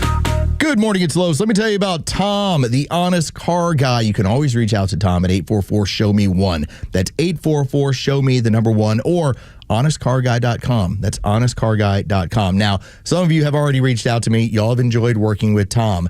He's great. Terry, it was great meeting you last week. You got to hang out over at the studio with Tug and I. It was cool hearing about the car that you went ahead and purchased for your son. Again, enjoy his time as he's signed up once again for the Army, so really appreciate his service. And I'm glad he got the car that he was looking for, that Tom was able to help you get. That's all you got to do. You just got to let Tom know. Make and model. That's all. Make and model. Here's what I'm looking for. And Tom will find it. In this case, I think he found this car in Utah from what Terry was telling me. And they were able to get that into the driveway within a couple of days. That's what Tom does. Tom finds that car for you and he gets it over to you. Now, you're going to pay what he pays. You'll see the price. Here's what it's going to cost. This is what it's going to take in order to get that vehicle. But you get to skip all of the dealership fees. That is the big deal. And at the end, you just pay Tom the honest car guy fee. That's it. The honest fee. That's all. That's all he's going to make off that deal. So you know exactly what he paid for that car and you know exactly what he's getting for this service. That's all it is with the honest car guy with Tom. Again, go to honestcarguy.com. That's honestcarguy.com or 844-SHOW-ME-1. That's 844-SHOW-ME, the number 1. My name is Patrick, and I'm the Military Outreach Manager at the Warrior Alliance. I served in the U.S. Army as an airborne ranger and deployed to several combat zones in support of the global war on terror. Veterans bring excellence through our work ethic, skills, and civic duty. However, transitioning to civilian life can be difficult, as we all share a loss of purpose when leaving the military. Returning veterans have earned and deserve our support so they can thrive on their journey home. The Warrior Alliance understands the challenge and is helping warriors navigate to success after service. Join us in changing thousands of lives for the better. Donate today at thewarrioralliance.org. Hi, I'm Chris Lalamia, owner of the Trusted Toolbox. Got a to-do list a mile long? No problem. We've got the ultimate solution, our Handyman for a Day program. Here's how it works. You get a skilled handyman dedicated to knocking out your honey-do list. Paint touch-ups, drywall repairs, door adjustments, and much more, all done in one day. Call us now before the rush for your Handyman for a Day and call us at 770-623-3097 or visit us at thetrustedtoolbox.com. One call, one handyman, one day, the Trusted Toolbox. I'm Gianna Gelosi with your Fox True Crime Minute. A Colorado dentist has been sentenced to life without parole for poisoning his wife. A jury found James Craig guilty of first-degree murder and 5 other charges, including a solicitation to commit murder charge for offering an inmate $20,000 to kill the lead investigator in his case, and guilty of offering $20,000 to fine people to falsely testify that his wife planned to die by suicide. According to prosecutors, Craig's wife Angela had been in and out of the hospital in the days leading up to her death in 2023 after Craig poisoned her protein shakes, gave her prescription capsules refilled with cyanide, and injected her with poison. The investigation later revealed Craig gave his wife the final fatal dose of poison after she had already been admitted to the hospital. Prosecutors claimed Craig's internet browsing history included search terms like how to make murder look like a heart attack, is there such thing as an undetectable poison, and how long does it take to die from arsenic poisoning. There's more on this story at foxnews.com or subscribe to the Fox True Crime Podcast. I'm Gianna Gelosi with your Fox True Crime Minute. Securing America. This past week marked 80 years since the worst disaster at sea in the history of the U.S. Navy. 880 sailors and Marines lost their lives after the heavy cruiser USS Indianapolis was hit by torpedoes from a Japanese submarine in the Philippine Sea just after midnight on July 30th, 1945. About 300 died within minutes. Many more died over the next several days from wounds suffered in the attack, dehydration, and shark attacks in the ocean. The Navy originally had no idea. No distress call was sent because the initial Japanese attack knocked out the Indianapolis's power and radios in the ship's control room. Survivors were eventually spotted in the ocean by an Air Force plane. Only 316 survived, with the last being pulled from the water on August 3rd, 1945. Kevin Uretsky, Fox News. The stories that matter to you. These are your Georgia headlines. Here are your Georgia headlines for Monday, August 4th. Today is back to school for most students in the metro area, including Cobb County. Be alert for increased traffic and pay close attention to school zones and buses. Some districts are enforcing increased fines for traffic violations in school zones. Restrictions on electronic devices go into effect this school year for all Georgia students, as well as new school safety measures. The Georgia Snap headquarters was targeted by a cyber attack last week. Officials say callers encountered bots that were attempting to access and infiltrate their account information. DHS is encouraging Snap recipients to lock their card between purchases. It's unclear how many accounts were compromised. And 2 of Georgia's streets have been listed among the most walkable and feel-good streets in America. Main Street in Dahlonega was ranked number 12, and East Main Street in Blue Ridge was named number 35. Today's weather, a rainy back-to-school Monday, keeping temperatures low in the high 60s. The rain will stick with us the rest of this week. With your headlines, I'm Jerry Payne for Extra 106.3. 8 o'clock hour brought to you by Central Heating and Air Conditioning, your Atlanta carrier expert, 770-GET-HEAT, centralheat.com. Thank you for being here, 404-741-1230. Don't forget, I mentioned this last hour, and if you're part of at least the 3-hour club, then last hour you heard Neil Bortz will be in with us for a solid hour. So I wanted to let you know about that because we only have a day to tell you about it. And I got to get him a gift. Yes, and Los has decided that he's going to get Neil a gift. It will be individually wrapped with a big bow. It'll be an odd gift. I'm guessing maybe Neil has never gotten, at least from another man, a pair of Puma underwear. I think I have to run over to Costco and get him the 5-pack of Puma underwear. You can give him all 5? Yeah. Okay. All right. I thought you were going to break it up, maybe. No. Spread the wealth. No, all 5. Share around. Because they're so good. He's going to be like, man, this is weird. What a friend. Man, this is weird, is what he's going to say. I mean, it'll be the most glorious of ways ever. Don't get me wrong. The awkwardness will make it fantastic. So be here at 7 o'clock tomorrow. Do not miss it. For the whole hour. Oh. And then at the end, we'll try and play Did Neil Say This or Not with him. Yes, that's right. Do you want to explain what that is? I think we're going to do is we're going to go back to, because his Facebook is very aggressive. Yes, it is. It's very funny. I think we're going to go back and I'll pull some things from his Facebook page and I'll put them to AI. And have him say them in the AI. And say, do you recall saying this? Or did Neil say this or no? Yes or no? And make him pick. Yes, this is going to be fun. Like, yeah, I think I said that. No, I didn't say that. Oh, yes, you did, pal. You did on March 23rd. That was the exact date where this is coming from. Also, last segment, we were talking about when prisoners are moved from spot to spot so they can't see their family or can't see their attorney can't track them. Yeah, nobody knows. Robbie called in and told us, because we couldn't remember it, diesel therapy. Diesel therapy. Thank you, Robbie. Term. Yeah, that was diesel therapy that they were using on some of these people. I hope they use that on Hillary Clinton.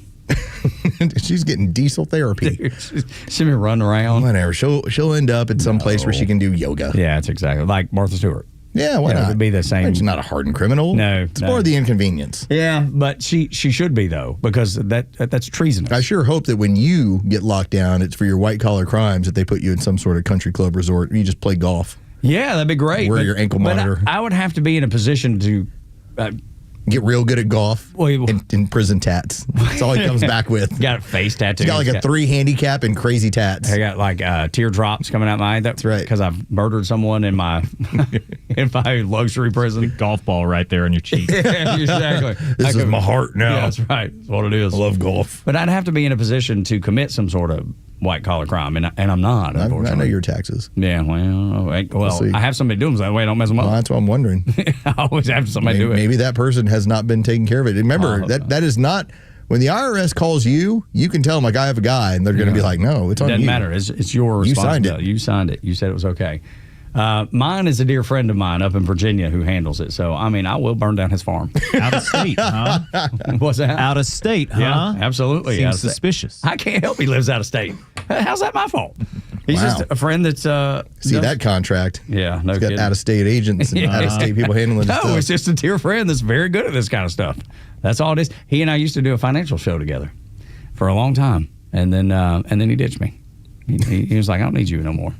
Actually, I don't need this radio show anymore because I'll do your taxes though. Yeah, he still does. He still does me that solid. He didn't even charge me. Doesn't even charge me.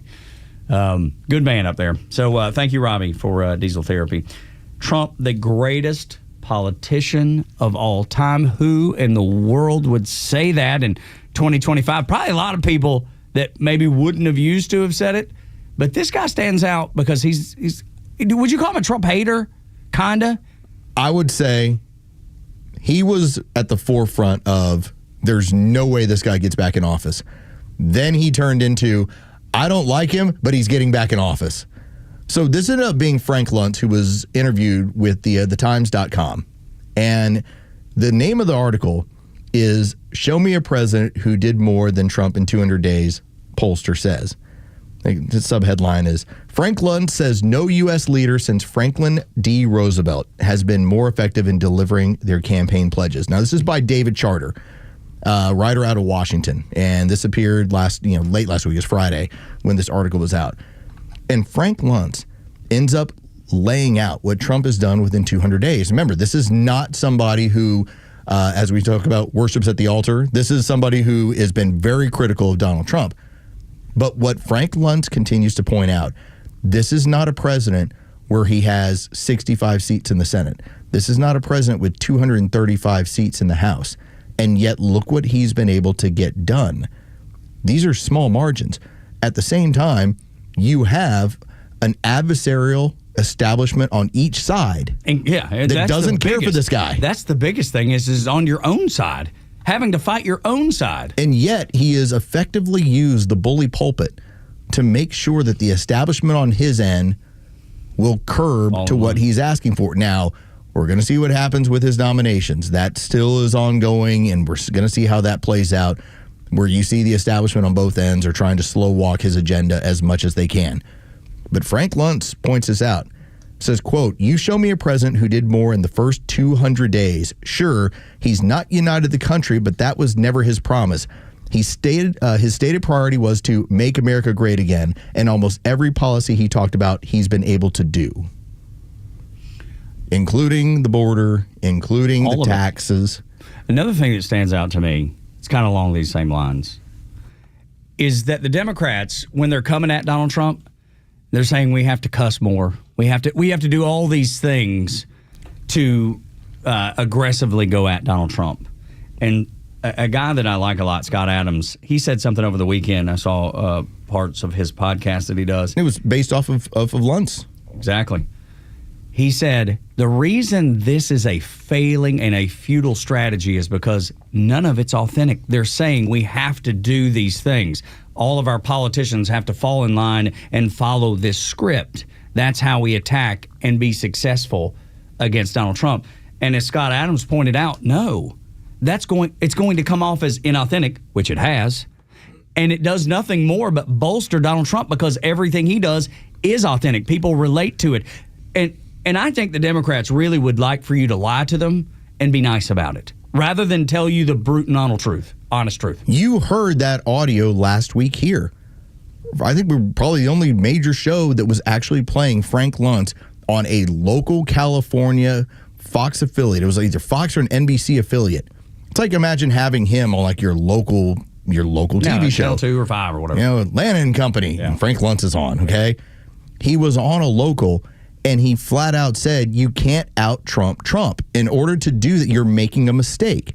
It's like the Democrats haven't gotten it yet. In fact, they doubled down on, all right, well, why don't we just use the F word a lot? Cuss. If we cuss a lot, then they'll know that we're serious. Yeah. And it'll relate to working class folks. And it doesn't. At all. Because somehow, and magic of Trump, whatever it is, somehow a man worth billions of dollars has come across as the guy who's fighting for the little guy. And is the only one listening to the little guy. because it's true. Certainly feels that way. That's the reason it's authentic, because it's real. This is what Luntz went on to say in that article, quote, the legislation he could not get through Congress, he made happen through presidential executive order. He doesn't care about process at all. He only cares about the result. And whether or not you agree with him, his results have been significant. You can't argue with that. He said he was going to close the border. We had the numbers. Through the Darien Gap, 8 people coming through the Darien Gap, which is one of the most dangerous stretches through Central America and trying to get to the U.S. southern border. 8 people. 8. It was like 80,000 last year or some, it's a crazy, stupid number. And Donald Trump said, I'm going to put a stop to it, and did. Now, he said, I'm going to bring manufacturing back to the United States. He's set up tariffs in a way where companies are investing in the United States like never before. The economic data is growing positively every day. Would we like for it to grow faster? For sure we would. But like anything, if it takes a moment, it's going to be better, because it will be baking a cake. You don't just turn it on 1,000 degrees and hope the cake bakes. No, you don't. That would burn it. It takes time to grow it, and that's what Donald Trump's doing. So last thing I'm going to point out from this article, this is the last quote from Frank Luntz, the noted pollster. Trump was able to accomplish more than any other president with a tiny congressional majority, and that makes his accomplishments that much more remarkable. It's not just about securing the border or reducing spending or cutting taxes or getting NATO to step up to the plate. It's all of it. All of it. Trump has continued to pursue a very aggressive, expansive agenda to continue success. Hear, hear. Again, not a fan. And yet, he's flat out telling you this is why he's not being beat in the polls. But don't you appreciate that, though? Knowing where Frank Luntz is politically. Objective. Exactly. That doesn't exist. It really doesn't exist. And you know, another guy that's being really objective lately is Bill Maher, is another guy. He's starting to sound like a MAGA Republican. Bill Maher is slowly coming my direction. He is slowly finding his way where we're gonna meet up and buddy up, and at that point he's gonna go, Dre's got that cut. Maybe you're not so bad. Let's play this Bill Maher, because he basically says to the Democrats, you're going to continue losing if you're on the side of crazy. Are you on our side or their side? And that's the setup. The world is a complicated place, and it's not just about oppressor and oppressed. They have a thought in their head that white people did some very bad things, and white people did some very bad things. And they're all but so did everybody else in the world. Right. But they don't know that. They just see the world through this one prism. And until they do, I don't think you're going to get them off this issue. And I don't think the Democratic Party is going to be able to go forward until they make a decision. Whose side are you on here? Are you on the side of Western civilization and Western values, or are you on the side of the terrorists? Are you with those kids? Because, Mandami, he's the perfect candidate for them. Yeah, he is, because he's telling you the lies that the left are telling you. Oh, we're going to do amazing things. We're going to make everything free. We're going to take care of everything. Everything's What side are you on? What side are you on? I love the side. I'm on the side of freedom. I'm on the side of limited government. I'm on the side of self-reliance. I'm on the side of sanity and common sense.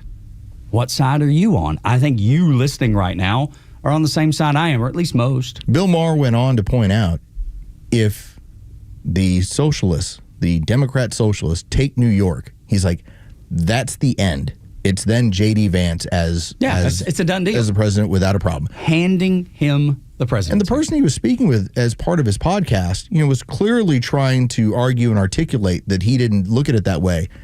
And Bill Maher flat out let him know. It's like, New York is iconic. People know who the mayor of New York is around the world.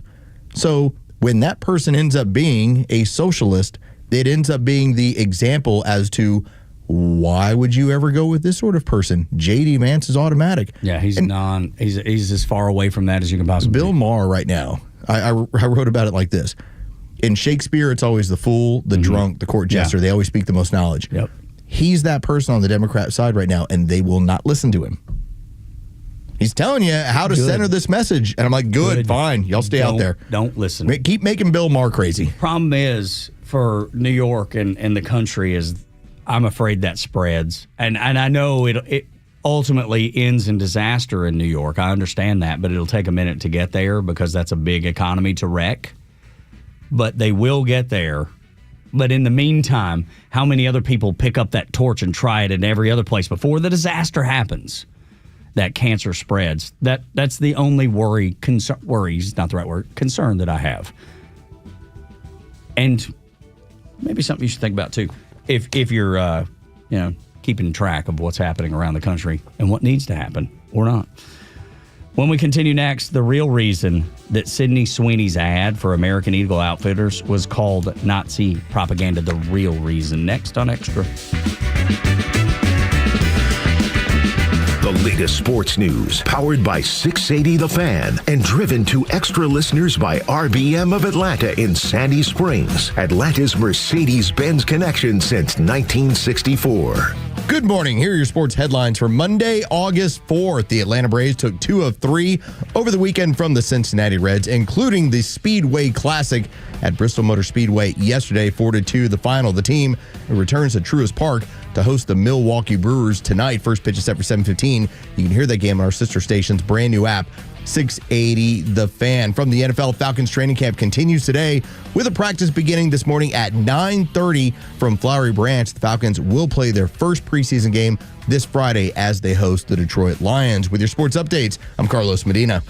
Welcome the dog days of summer, filled with long summer drives and enjoying summer vacation with family and friends. Ensure that your Mercedes-Benz is operating optimally. Meet RBM of Atlanta's Mercedes-Benz pickup and delivery service. It gives you back time and money. Does your Mercedes-Benz need service? If so, we'll pick up your vehicle that's requiring service from your home or office and bring it back to our dealership for those services. And once the services have been complete, we'll bring your Mercedes-Benz back to you. With over 100 appointments available every weekday, over 50 appointments on Saturdays, and more than 200 courtesy vehicles in our fleet, we're here to serve. We'll work around your schedule. We're here to save you time, energy, and money. RBM of Atlanta is a J.D. Power 2025 Diamond Dealer of Excellence for the customer sales experience. And we're proud to be Atlanta's Mercedes-Benz connection since 1964. Pickup and delivery service restrictions do apply. Ask your service coordinator or service advisor at RBM of Atlanta for details. Make going back to school a little more fun as the Brewers and Marlins come to Truist Park August 4th through the 10th. The week includes the Ronaldo Lopez bobblehead giveaway presented by Coca-Cola on August 4th, followed by the Ronald Acuna Jr. Funko Pop giveaway presented by Xfinity on August 6th. And new this year is the Batman Ticket Package, which includes a Batman bobblehead and a game ticket. Visit Braves.com/promos to purchase your tickets. Atlanta Braves Baseball. We are Braves Country. Join Daniel Madelon, CEO of A Second Chance Bail Bonds, and co-host Tug Cowart as they bring together law enforcement, justice insiders, and voices from every part of the justice system, victims, advocates, and people who've turned their lives around. It's not PR, it's not fluff. It's an honest talk about what's working, what's broken, and how to build a better path forward, one second chance at a time. Tune in Saturdays at 10 a.m. or listen to the podcast anywhere. Justice Unfiltered. Unfiltered, informed, and unbiased. No one plans on going to jail, but when it happens, it's important that you know who to call. Call A Second Chance Bail Bonds, where we believe everyone deserves a second chance. Whether your loved one's been arrested in Cherokee, Clayton, or any of the other metro Atlanta counties in between, A Second Chance Bail Bonds works fast to help expedite release within hours. A Second Chance. It's better to know us and not need us than need us and not know us. Call A Second Chance 24/7 at 404-BAIL-OUT or online at atlbail.com.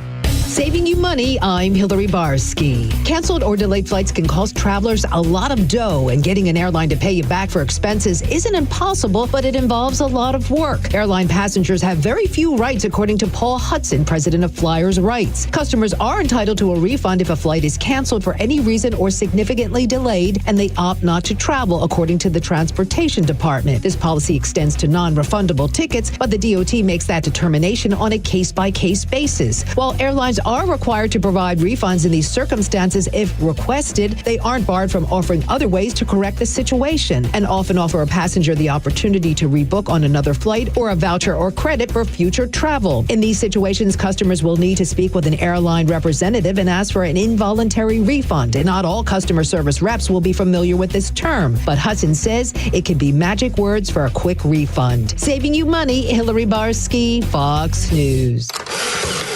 It's August 4th, and this is your Fox Daily Snapshot. Today is National Chocolate Chip Cookie Day. The delicious treat was invented by Ruth Graves Wakefield from Massachusetts in 1938. She and her husband bought a tourist lodge in 1930 and named it the Toll House Inn. She published a cookbook with a recipe inside 8 years later. Wakefield sold Nestle's the rights to reproduce her Toll House recipe on his packages for supposedly $1 and was hired as a consultant on recipes for the company with a lifetime supply of chocolate. If today is your birthday, you share it with Barack Obama, the 44th president of the United States, born in 1961. I know you didn't do this just to win an election. I know you didn't do it for me. You did it because you understand the enormity of the task that lies ahead. He became the first African American to hold the office when elected in 2008. I'm CJ Papa. That's your Fox Daily Snapshot. The legend Neil Bortz is only on Extra 106.3. Hey, it's a camera. How's it going? Here's what you missed from the Talkmaster. I'm a proponent of the death penalty. You knew that. But I heard something that I would consider as a viable alternative. How about a life sentence where the murderer is never allowed to contact his family again? After all, the victim can't contact their family. Catch Neil's commentary every day on Extra 106.3 or listen anytime on the Extra 106.3 app.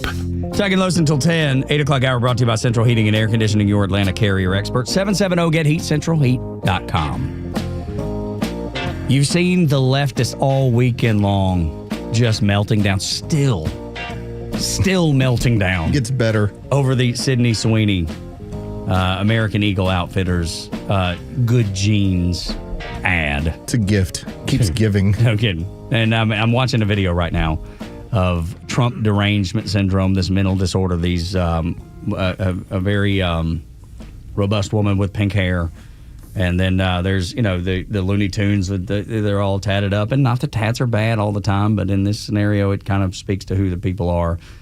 And they just on and on and on. This is Nazi propaganda. Well, it's a real medical condition. No, I know it is. That has been written about in a number of different medical journals. They just can't call it Trump derangement syndrome. But it's basically where the person who has this issue, and typically it's over politics, they'll have some other things that people can get this passionate about, but most of the time, it's when it's studied, it's on politics. Their only way to get the release into their brain that makes them feel good for that moment in time is to vent whatever it is their politics is about. The problem is that they're then left empty and feeling even more depressed. It's like drugs, right? Yes. Anytime they leave you wanting more, so they're complaining for themselves so that they can do it, and then by the time it's over with, the high doesn't last very long, and they're right back into that derangement syndrome. And this weekend was just nonstop Sydney Sweeney. I saw it all over social media. But then I found out why they really hate Sydney Sweeney. Now, these people bought into the narrative. I mean, they've listened. They've been told what the ad was and what it was supposed to be. But why the Democrats lost their mind, why they decided that Sydney Sweeney was bad and that they were going to attack her, had nothing to do with the ad. Nothing to do with jeans at all. They found out she was a registered Republican. Oh, my God, we must destroy this. She cannot be allowed to be famous and a Republican. It just don't work. We always run this industry, and we're going to tear her down first chance. So, attractive woman does a jeans ad for American Eagle, which, first off, I mean, the connotation of American Eagle, like, whoa, must be terrible. It's got to be terrible. So now it's Nazi propaganda. You then get a release from the company basically saying, shove it, it's going great. In Times Square. Stock up 28%. Yeah. That's going good. Sold out of the jeans. You then have her with a viral video that gets out there with her shooting a pistol. With stealth-like precision. And doing well at it. I was like, that's pretty impressive how she just kept that thing moving. She double tapping. I mean, it was. I was like, that's pretty impressive. And then follow it up with, oh, by the way, we looked into it and she registered as a Republican in the state of Florida in 2024. Now you know. It was never anything to do with the ads. It was never anything except the politics that they hate and they have to destroy. But aren't all, and this is, I go with feminazis, and I consider them different than traditional feminists. Traditional feminists are looking for women's rights and equal pay and that sort of stuff. The feminazi has got the purple hair and wants you to acknowledge their existence. They're a nut. They're actively wearing the vagina hat, and they'll be at the climate rally the next day or the BLM rally or any of those things. That's what they do. First off, they hate all good-looking women, okay? Because good-looking women have an easier way in society than they do, and they resent them for it. Now you find out they're Republican. Good Lord. I mean, they're just women haters. And if you're a woman who hates on other women for their looks, there's something wrong with you. Yeah. Feminism, man, has always been one of those things that is really seek to break down the family and all that. So you're better about feminism because I don't believe in any of it. Do I believe that women should have an equal footing? And absolutely. Well, I had an administration trying to tell me that boys should be competing against my daughter and that they should take their opportunities up with Title IX. If that makes me a feminist on that regard, that makes me a feminist in that regard. I just think it makes you a common sense man. I would believe so. But I think a lot of what gets construed as feminism is not actually feminist. It's pretty just, I would say, run-of-the-mill. You're just trying to get opportunities for a lot of different people, and some of the opportunities get taken advantage of by other people that shouldn't. Yeah, I'm like I said, I don't care about the politics of it all. I just know right from wrong, and I can see what that movement is and what it's all about, and it has nothing to do with actual women or success. No, not anymore. It's all been it's been bastardized. It's totally not there anymore. Yeah, and that's why they hate. But that's also why I make the difference in the people that are marching with the vagina hat or somebody who says, "Hey, I would like to get entrance into college in the same way that men are." And let's be very honest about it.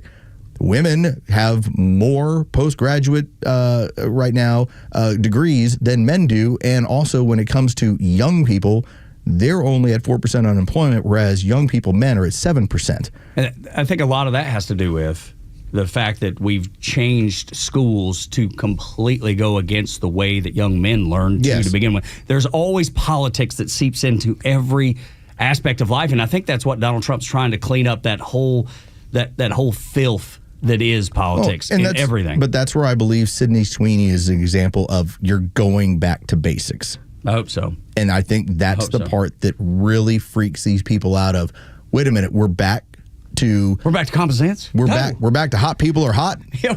Hot people are hot? That means we're losing. And yeah, exactly. It's like every fat cow out there with purple hair is like, oh my God, I thought all women were beautiful. I thought that we could be 300 pounds and be in the ad.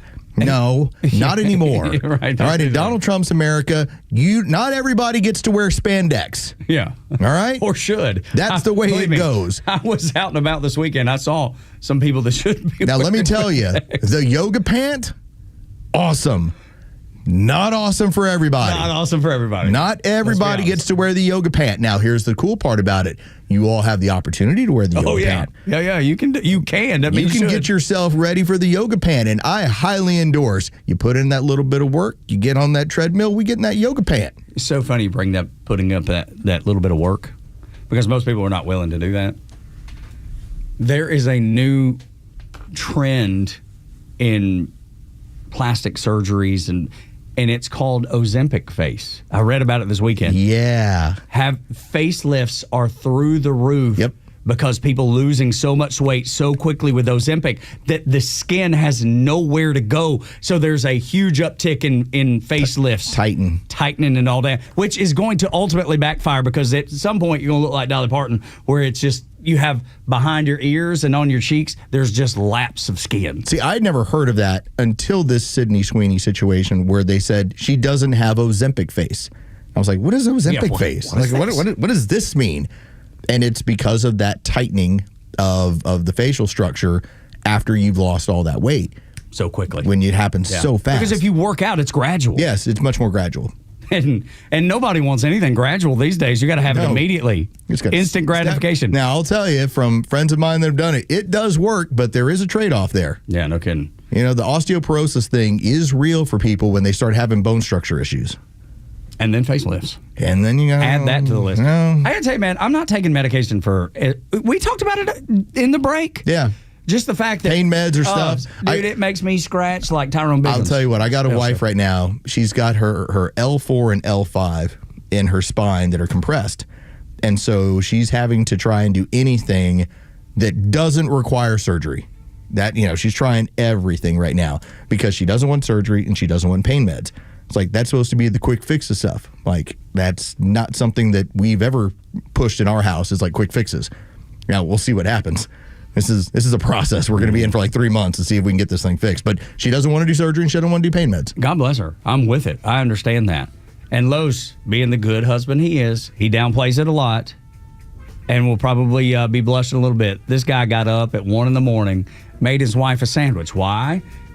She was in pain, needed to take ibuprofen, and I can so relate to this. If I take ibuprofen on an empty stomach, it's coming back up. She was in a bad way last night. I was like, I'm going to get up and go make you a sandwich so you can take ibuprofen. So you can take it and hopefully, dude, that's the way a marriage is supposed to work, man. So that's right. You did good. Get her healthy, get her on that treadmill. You did good. And yoga pants. Yeah, back in yoga pants season. Nobody wearing yoga pants in this house outside of you. That's right. That's right. When we continue on Extra 106.3, the statute of limitations won't save those guilty in Russiagate. Next on Extra 106.3.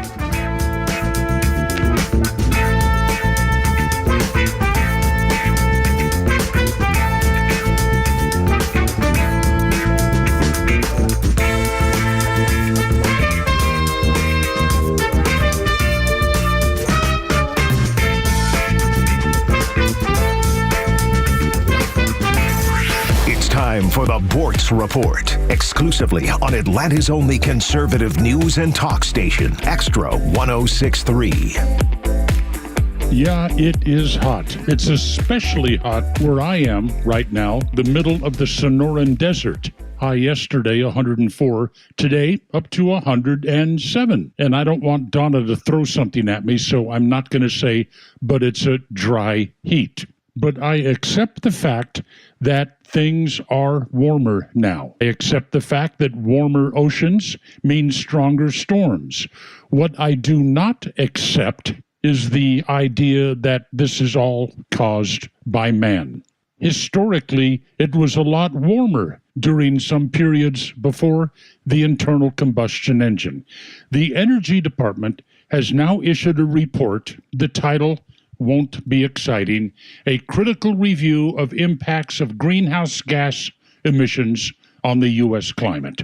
The New York Times had a real snit fit over this one, calling it every name in the book. But this report was written by 5 respected scientists, the former chief scientific officer in the Obama Energy Department, for one. Energy Secretary Chris Wright says, climate change is real. It deserves attention. But the report says we still don't know the extent to which human activity plays a role in warming. You have variable data limitations, uncertain models, fluctuations in solar activity, models predicting what is to come all over the map. And U.S. historical data does not support claims of increased storm frequencies or extreme weather. And the report also points out that climate change is likely to have very little impact on economic growth. And U.S. climate policies, even the drastic ones, will have a negligible effect on global temperatures. So why push the man-made climate change theory? The report doesn't go into that, but I have an idea I'll leave with you. If climate change is caused by man, man can make rules to fight it. Rules mean stronger government. Rules often benefiting one entity over another. Politicians don't want to give that up. Neil Bortz, Extra 106.3. The Kimmer Show is only on Extra 106.3 every weekday afternoon on your drive home. What Barack Hussein Putintat, the divider-in-chief, did. Look what's happened to this country in 9 years. Families hate each other. The politics, the Jew haters all of a sudden are everywhere, every college campus. Wokeness, Russian collusion stuff. What's happened to this country, and it started with Putintat. The Kimmer Show, every afternoon from 3 to 6 p.m. on Extra 106.3 and the Extra app. WFOM and W292 EV Marietta, a Dickey broadcasting station. The 9 a.m. hour is presented by Southern Exteriors. Quality and precision you can rely on. Come back or else. I'm Dave Anthony, Fox News. That is what Texas Governor Greg Abbott is warning State House Democrats he calls derelict, after dozens of them left the state to prevent a vote today in special session on congressional redistricting that they claim is a Republican power grab to give the GOP 5 more House seats in the 2026 election. State House Minority Leader Gene Wu, who's now in Illinois, accuses Republicans of trying to suppress voters. A map that seeks to use racial lines to divide hard-working communities who have spent decades building up their power. Governor Abbott says if Wu and the others don't return by this afternoon, he'll take action to remove them from office. Illinois Governor J.B. Pritzker has welcomed his fellow Democrats, and he and other governors in blue states are considering their own redistricting. We will not let power go unchecked. A Republican in Congress wants to be a governor. Nancy Mace. South Carolina doesn't need another empty suit. It needs a governor who will fight for you and your values. Mace announced her run this morning, joining other Republicans in the 2026 race, including fellow member of Congress Ralph Norman, running to replace Governor Henry McMaster, also a Republican who can't run again. He's term limited. Police in Montana keep searching for an Army veteran turned suspected killer, Michael Brown, wanted in Friday's shooting in a bar in Anaconda that left 4 people dead. Brown reportedly has a criminal record. Unclear what led to the shooting, but investigators believe he was a regular at the bar and knew the victims. They say the suspect used a rifle. Military vet was last photographed fleeing the scene in just his underwear, and police believe he's still close by. Fox's Todd Pyro. Boeing is dealing with another strike. More than 3,000 workers in the St. Louis area who work in facilities in Missouri and Illinois building fighter jets. They walked off the job after midnight. Thousands of other Boeing workers held a nearly 2-month-long strike in California, Oregon, and Washington last year. America's listening to Fox. Born on America's darkest day of 9/11, the Tunnel to Towers Foundation has been helping America's heroes ever since. People who put their lives on the line for our country and our communities need your help now more than ever. Join Tunnel to Towers on its mission to do good in their honor. Never forget 9/11 or the sacrifices of this country's heroes and their families. Show your support. Donate $11 a month at T2T.org. That's T2T.org. Progressive presents Employee of the Month. Small Business Edition. Today's recipient from Lucky Larry's Landscaping, Larry. Larry saved his business money with a quick commercial auto quote from Progressive. Does it help he's his own marketing manager, accountant, executive assistant, and never been late? Technically, yes, but saving really put him over the edge. So, Larry, give Larry a round of applause. Be your own Larry. See if you could save in as little as 7 minutes at ProgressiveCommercial.com. Progressive Casualty Insurance Company and Affiliates. No traffic, no big deal. It's the Morning Extra on 106.3. Tug and Los until 10. Final hour. It usually gets off the rails on the crazy train here in the 9 o'clock hour, and you usually help steer it that way. So if you'd like, 404-741-1230 at Extra 106.3 across the social media platforms. Easy to reach us, easy to engage with good conversation. Do you mean that bringing up Puma underwear from Costco did not shoot the wheels off enough? I got to tell you, man, I felt like we stayed on. I mean, we talked about it, but I felt like we stayed on point. There's those days. There's no flap. Yeah, there's those. Right, but it's upsetting people. Some people get really upset on Costco reviews because there's no flap. I asked Los if you ever written a review, and he said yes. Dre, you said you've written a review once or twice? Yeah. I'm not positive ones usually. Yeah. I don't really go out of my way to do the negative. Yeah. I mean, that might be for every review, like 50, I think I might have one where it might be like, oh, but you got to like really earn the oh. Yeah. I just did one on the Cherokee Connect Facebook group for the shop that took care of my Mustang. Nice. Okay, well, see, there you go. I like great. that. Yeah, oftentimes they'll ask, hey, would you mind? And they'll send you a link, and I have no issue. Especially when somebody does a good job, Yeah, sure. I have no problem with that. It's because most people only complain. So I try to be the antithesis of that. If I'm going to write one, it's going to be just a normal and a good one. What would possess someone to go on Costco's website and write a bad review about underwear? What kind of time do you have on your hands that you have the ability to do that? Or are you just that angry at life? I really enjoy Amazon reviews, but there are some where it's just not needed. Like I ordered a couple of those, I guess, what are the crab crackers where you use it to break the crab open. And there was somebody who actually had a review of they didn't like the pouch they came in. I was like, come on. That's what you're complaining about? Everybody else was like, worked what I wanted. Great as It's great. It's like, but one person was like, I didn't like the pouch. I was like, okay, how miserable of a person must you be? I don't like the pouch that they came in. It came in. That is a Crown Royal bag for these crab crackers. That's right. That is like a product TDS or something. Like if Zen suddenly had their can that was like rainbow colored, would that really keep you from buying Zen? The product's still inside. No. Yeah. No, there's not going to be much that keeps me from buying Zen unless it keeps getting more expensive. They have found a good customer in me. Yeah. And most every dude your age. I have been shocked. So when we got into the whole like the ONS, the coffee flavored whatever, like my old man went and bought us like a 10-pack. And I think we're almost out. Okay. Goodness. Like we it starts. Yeah. First one's free. That's funny. So we're almost out because every time we go to the pool, it's like everyone's like, got a lipper? I'm like, yeah, let's do this. Dude, and you've even bought into the lingo, the language, dude. I know what a lipper is. All right. So I didn't know this, and I looked it over at the gas station. Those things are like $4. Oh, yeah. I was like, wait a minute. A can is one single can is in $4. I'm like, that's to me is a good expenditure of $4. Yeah. I was like, that's not crazy. You got to buy the whole roll at one time. See, okay. That's how you get the points. And then you get your blender or your vacuum or smoker. You get your smoker. I'm get that smoker. Traeger. Yeah. You got to get that Traeger smoker.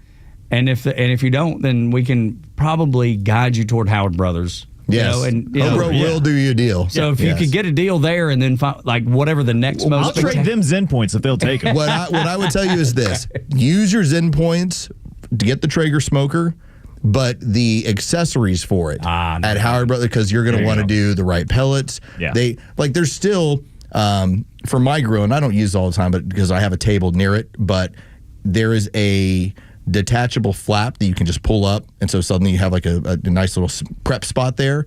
That's there. Every single time I go to Howard Brothers, I'm like, do I buy it now? Do I buy it yet? It's like, and I don't really need it because the table is right behind me, but I'm still like, yeah. There's something about having good. I think it's just a dude thing, having good accessories. I don't know. Maybe it's just a little extra stuff. Got to get a nice grill brush. Yeah, all of that. Yeah, one of those little cleaning agents, Yes, and you'll want the their aluminum underpans that Traeger sells. Oh yeah, so that any of your because your drip pan catches that stuff. That drip pan. I mean, let's face it. Whatever you're cooking, it gets dirty. When you have those aluminum pans that go underneath it, man, it makes cleaning up so easy and so fast. And I keep mine on for probably about 3 months, and then I change them out about every quarter. So, yeah, it's little stuff you can get on over there. We had this totally in a different direction, but it's the same kind of concept with just cool accessories. The house that we rented a couple weeks ago for a friend's 50th birthday party, their refrigerator had this interesting little sneaky front door. Like you could open the whole door like regular, and you see everything in the refrigerator. But they had this sneaky little button, and it would just open a panel that would show you just like the shelving, so you could just pick up a drink or you could get a condiment without having to open it. I thought it was the greatest thing I'd ever seen in my whole life. I was like, who came up with that? That is genius. That is brilliant. It made me want that refrigerator so bad, and it goes back to that needing the accessories, wanting the cool, the cool thing that you don't have. Well, the house we bought had a beverage fridge. And it had that's awesome. It had the dual beverage fridge, right? Well, the owners told us, hey, there's something wrong with it. And they included, here's the warranty for it. Here's you can deal with it. And so I called, I got a repairman to come out, and I got reimbursed it was actually through Home Depot. And It lasted for about 3 more months, and it finally died. And so I reached back out to Home Depot, told them what the scenario is. They looked into it, and they just go, all right, we're just going to send you a check. It's like, we're going to send you a check. Yes, please. And I was like, okay, that's great. Thank you. By the time that I finished with another 3-year warranty, so made sure I was going to have that. For sure. And normally I don't buy warranties. In this case, I'm like, I'm buying one on this. I was out 60 cents. The difference in what they sent me versus what I spent. 0.60. Not $60. Yeah, they knew what they were doing. 60 cents. Yeah. And the fun part was, as I installed it and got everything set up, it wasn't the fact that it kept stuff cool or it was dual zone. It was that it has a light on it that turns blue. And so that thing has this cool blue light, and I can turn it on. I can turn it up. I can turn it down. I can turn it off, and I turn it off. But, when we had some people over, I turned it on, and now it's ready for disco. Yeah, that's right. And people are like, wow, look at this cool, man.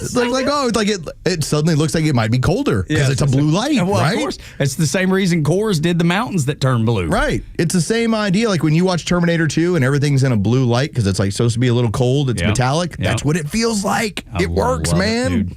Tricking your mind. Yeah, that little accessory. It's easily done. Little blue light. Especially me, because I'm not the smartest guy in the room.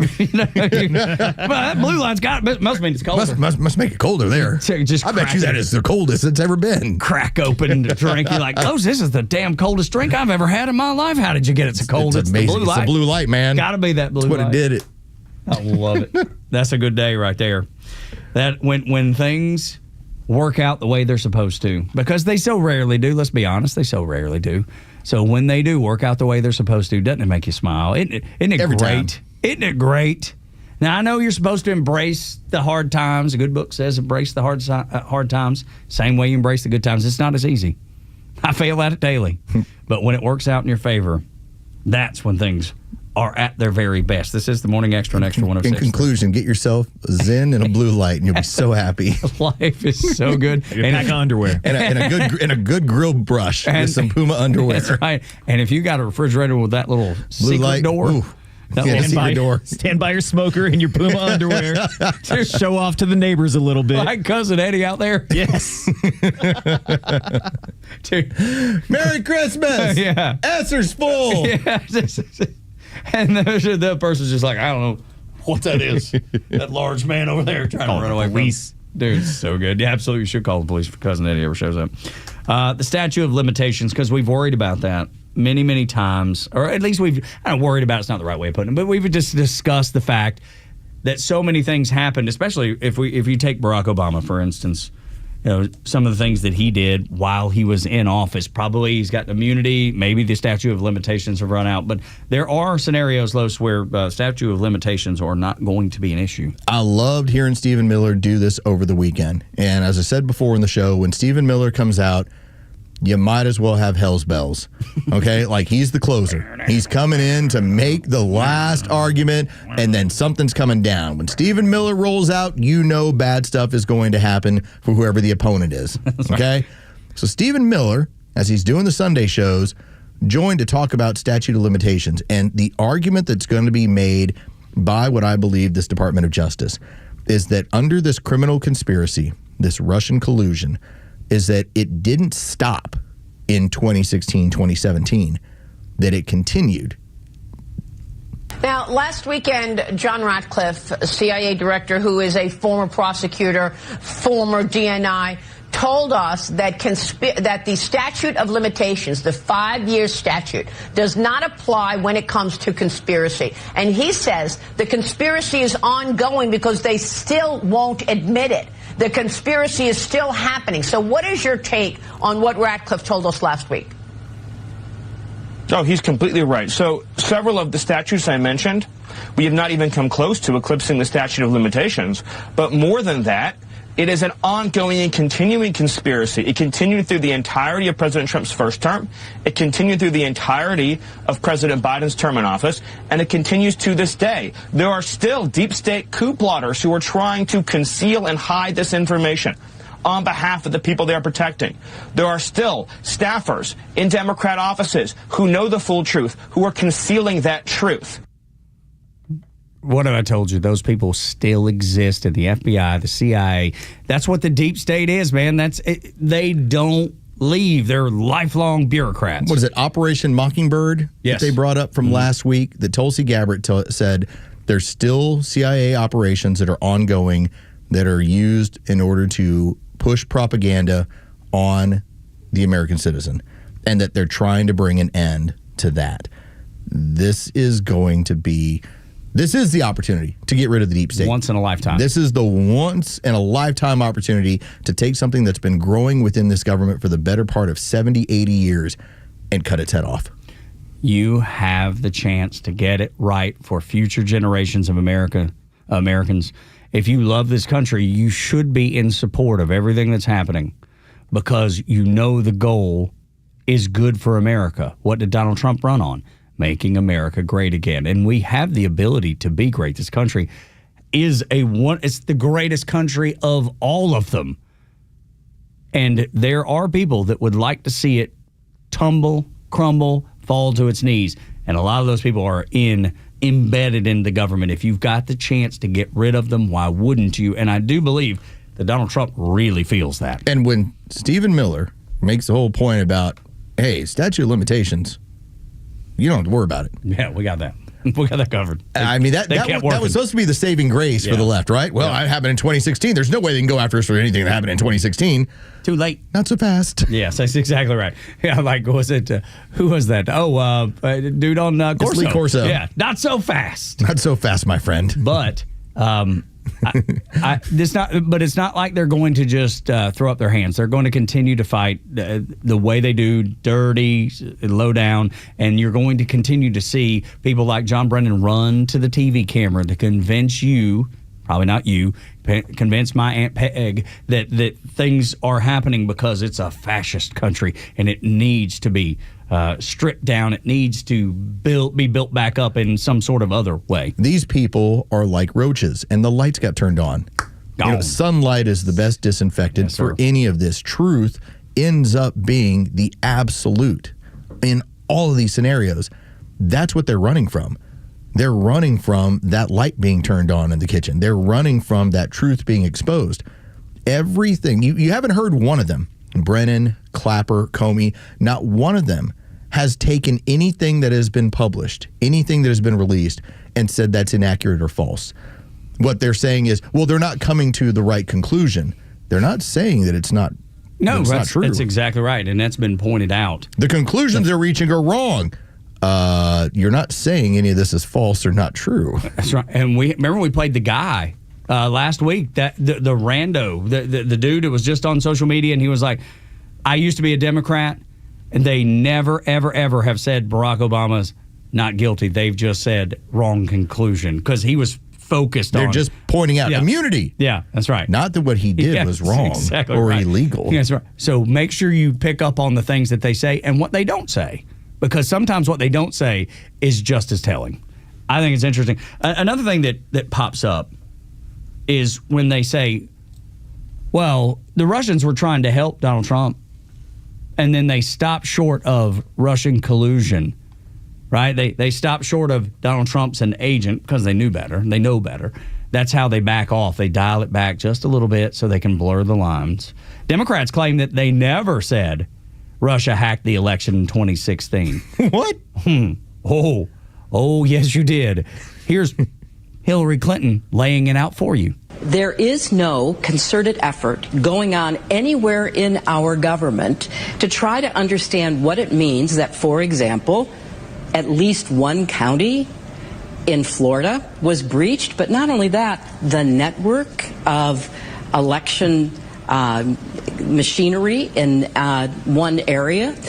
What does all that mean? And if you're sitting in a Secretary of State's office in some state or in a county election commission, what are you supposed to do? And I'll tell you, Rachel, I've met with most of the candidates who are running this time and answer their questions. And I always tell them, you can run the best campaign. You can be the person who gets the nomination. But unless we know how to protect our election from what happened before and what could happen again, because there's greater sophistication about it, you could lose. What happened before? They stole the election from me. Russia did it. That's what she's saying. Rasmussen had a number that at the height of this, 75% of Democrats believed that Donald Trump wasn't just somebody who had the election help him when it came to the Russians, that he was a Russian agent. You had 70% of polled Americans, when it came to the Democrats I should point out, that fully believed that Russia helped him win the election. Now, given it's been a decade, what are the numbers? Rasmussen had this 2 weeks ago. Still 60% of Democrats believe Russian collusion was real in terms of helping Donald Trump win the election. That's because their savior, Hillary Clinton, went on every TV network possible to tell you that. And then all of them kept telling you this. Over and over again. What does it turn into? If you hear it enough times, it becomes the truth, even though it clearly is not. And now you know the behind-the-scenes maneuvers of everything that was happening. The fact that your savior, Hillary Rodham Clinton, set the whole thing up, paid the whole thing, and then got Barack Obama, talked to him about it, got him involved. And they're like, well, let's don't stop there. Let's use the entire intel apparatus to make sure that everybody sees this. What we'll do is we'll create this narrative. We'll leak it to every news outlet because they'll run with it. They hate Donald Trump, too. They'll be glad to run this ball for us. I should pull this up for later this week. So there's an article in Vox, and it talks about President Trump has repeatedly called the Russian scandal a cloud hanging over his presidency. That was the point.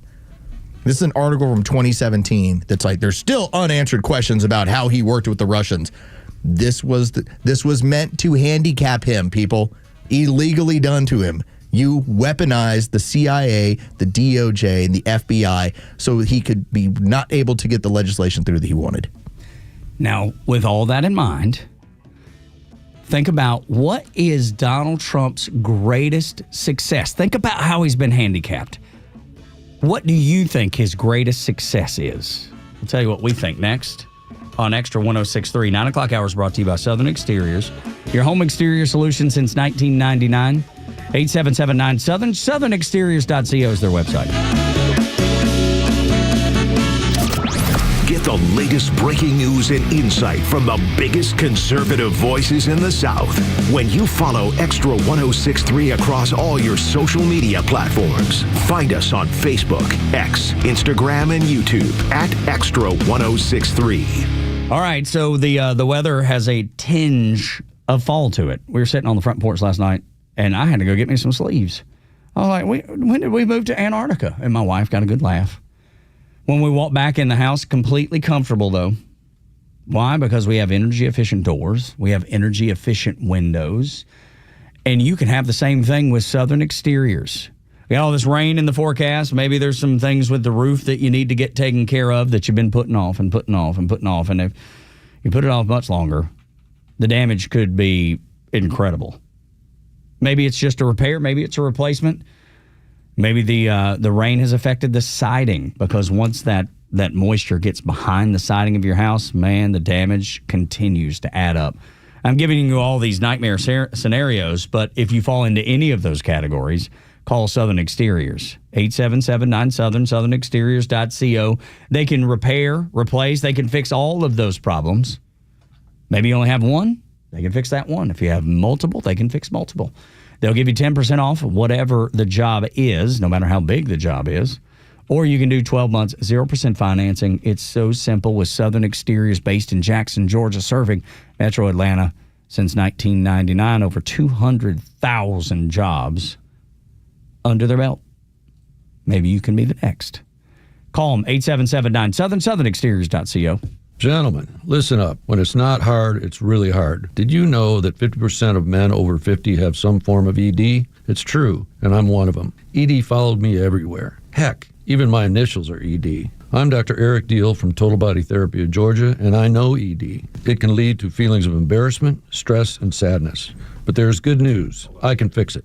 I fixed mine, and I can fix yours too. At Total Body Therapy of Georgia, we are experts in the P-shot, testosterone replacement, regenerative therapy, trimix to create an erection, and more. Guys, ED won't get better on its own, but I can help you today. Call us at 404-777-1911. That's 404-777-1911, or learn about us more online at tbtofga.com. So take it from me, ED, Dr. Eric Deal at Total Body Therapy of Georgia. Call 404-777-1911 or online at tbtofga.com. There are nut jobs on the road. Who knows where they learn to drive? If one of them hits you, don't take care of it on your own. Call my friend David Van Sant, 855-GA-INJURY. Van Sant Law, one of Georgia's top-rated personal injury lawyers and car accident firms. Time is of the essence. Don't waste any. The longer you wait to get the right lawyer, the longer it takes to get the compensation you deserve. Call Van Sant Law today. The number is 855-GA-INJURY. VanSantLaw.com.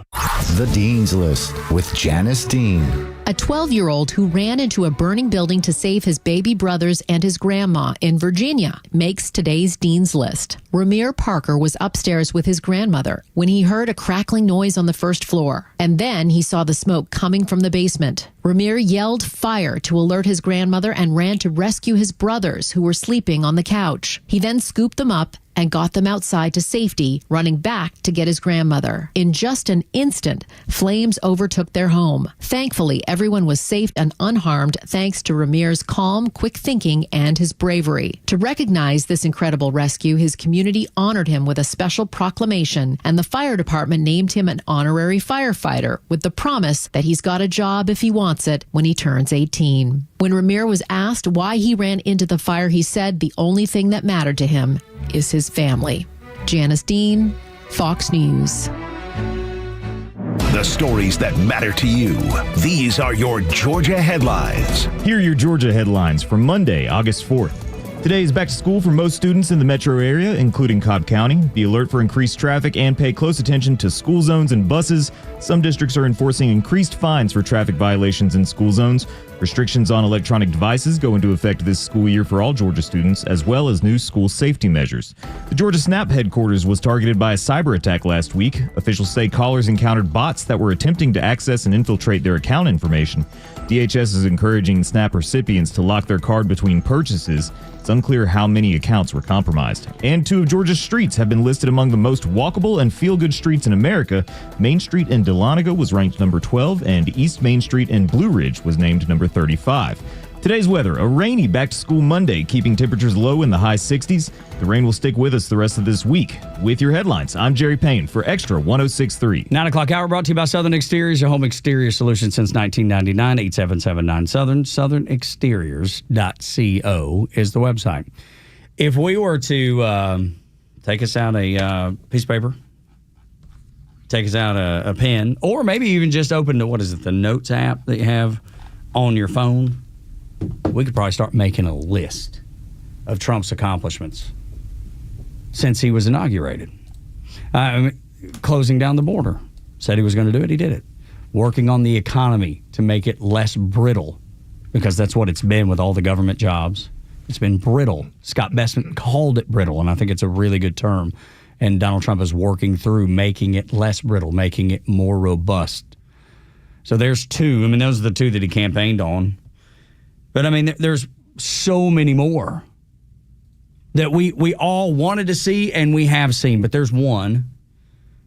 There's one that may be the biggest, that has the farthest reach of any of those. So I believe that he's going to have an opportunity to take a leg out of the deep state. And we are talking about peace around the world and tax cuts that are now permanent. But what is the biggest opportunity he has is a 6-3 court. The Supreme Court ends up being his greatest victory. And here's the reason why. Obviously, the ruling on presidential immunity, that was so key to what's moving on here. And again, it's going to apply a portion of it to Barack Obama for stuff he did in office. It applies to Donald Trump, and as it says, it applies to every executive regardless of party. That's just what it's going to be moving forward. Now, it'll be for lower courts to decide, did you do an act that's unofficial? That's not for the Supreme Court to decide. That's the way the ruling goes. But consider this. You now have Section 2 of the Voting Rights Act, 1965, that is going to get looked at by the Supreme Court. And if it gets struck down, what it has to do is with the prohibition of discriminatory practices. And what it might mean is that so much of the gerrymandering, so much of the creating districts based on race, that might go away. And if it does, and again, this is complicated, and this is going to end up being for a much, probably like a story time at some point to really get into the nuts and bolts of it. But what stands to reason is that you have a situation where you might have the Democrats losing 30 seats. Like, that's a possibility. Can you imagine the meltdown that happens on social media, on traditional media by the Democrats if that comes to fruition? The meltdown would be extraordinary. It would be like nothing you've ever seen before. You think TDS is bad now? Good Lord. You'd probably want to log off your Facebook page for a month or 10 or forever. This was written over by, it was Christian Hines, and this is a person who, they're out of Virginia, and they, quite a bit of analysis of legal ends. And they pointed out, I cannot stress to you enough how earth-shattering it would be for the Supreme Court to strike down Section 2 of the Voting Rights Act. And Christian goes on to point out, between this and the potential mid-decade redistricting in a few other GOP-controlled states, Democrats would not be able to flip back the House of Representatives even if they ruthlessly gerrymandered every Republican out of California. That's how massive this could be. So if you're telling me you could strike down the Democrats for the better part of, 20, 25 years, would that not be Donald Trump's greatest accomplishment? Without a doubt. Nothing would even compare. At 6-3 court changes so many things that are possible right now. The main reason, Los, is because you curtail the socialism, the communism that they would love to implement in the United States because it gives them unbridled, unfettered power. That's why it would be so valuable. Is closing the border incredible? Yes. Is getting the economy on track? Yes, of course, it's all amazing, and those would be great feats. But to limit communism's growth, socialism's growth, like we've seen it grow in the last, 5 years, that would be a grand slam home run. So if you want to know the exact wording that the Supreme Court's going to look at, it comes from Section 52-10301. Prohibits voting practices or procedures that discriminate on the basis of race, color, or membership in a language minority group. And what it points out, when Democrats draw up their districts, it's based on race, color, etc. Because everything they do is. So if you strike this down, where, again, you can't create voting practices based on race, color, language, suddenly everything's in play. Dude, places that... I mean, the reason why Texas is going to have what it's going to have is because you're getting rid... they could be like, well, they've gerrymandered it. No, they redistricted. And so now, people like Jasmine Crockett, who is going to lose her seat, as I told you she would last week, she's going to lose her seat. It's because she's no longer in a district that caters to her. And it's funny because this morning I saw a quote. It's now balanced. That came out, I think, yesterday. Jasmine Crockett calls Donald Trump a POS because she knows. Because she knows. She's going to have to find another district find another job. He's a POS. That JOB is going to be a problem. Yeah, he's a POS. Isn't that the last thing though you do when you're caught, when you're had, you just yell some obscenity? F this, F you, F that. That's the way it always goes. So if this goes before the Supreme Court and this goes away, man, it is open season. Like it's going to be beautiful how this plays out. Could you rewind us back to prior to the point where Ronald Reagan handed over, and I love Reagan, my favorite president, the mistake he made, because he's imperfect, just like us all, the mistake he made was the amnesty that he gave because it handed California over. Could you imagine if Donald Trump could rewind the tape and not do that? Basically make up for the fault that Ronald Reagan had, the one of the very few, but the big one, handing over California for, the last 50 years or whatever. That would be enormous. That would be gigantic. It would be the feat of all feats. It would be the greatest move that you've ever seen. It would be the importance of why you got what you got. And now the hope is, obviously, Clarence Thomas is not going to be doing this forever. Does he decide in the next several years to bow out? Well, then, okay, you plug right in. But this really falls on what happened with the Democrats. And essentially their push to, well, we'll just see how long we can keep them in there. It's like, they died.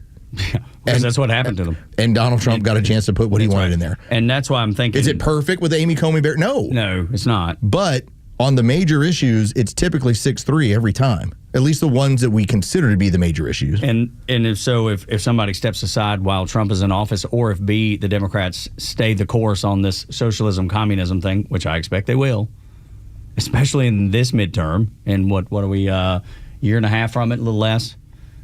If you expect them to continue that course, and Bill Maher said it himself on his show and his podcast, if they continue this course, you're handing J.D. Vance the presidency. So if you hand him the presidency and then Clarence Thomas sets aside, you still have another conservative nominating a conservative, and the court stays the same. And by the way, if California does go down this road of, well, we'll just redistrict ourselves, all right, you're going to run into Section 2.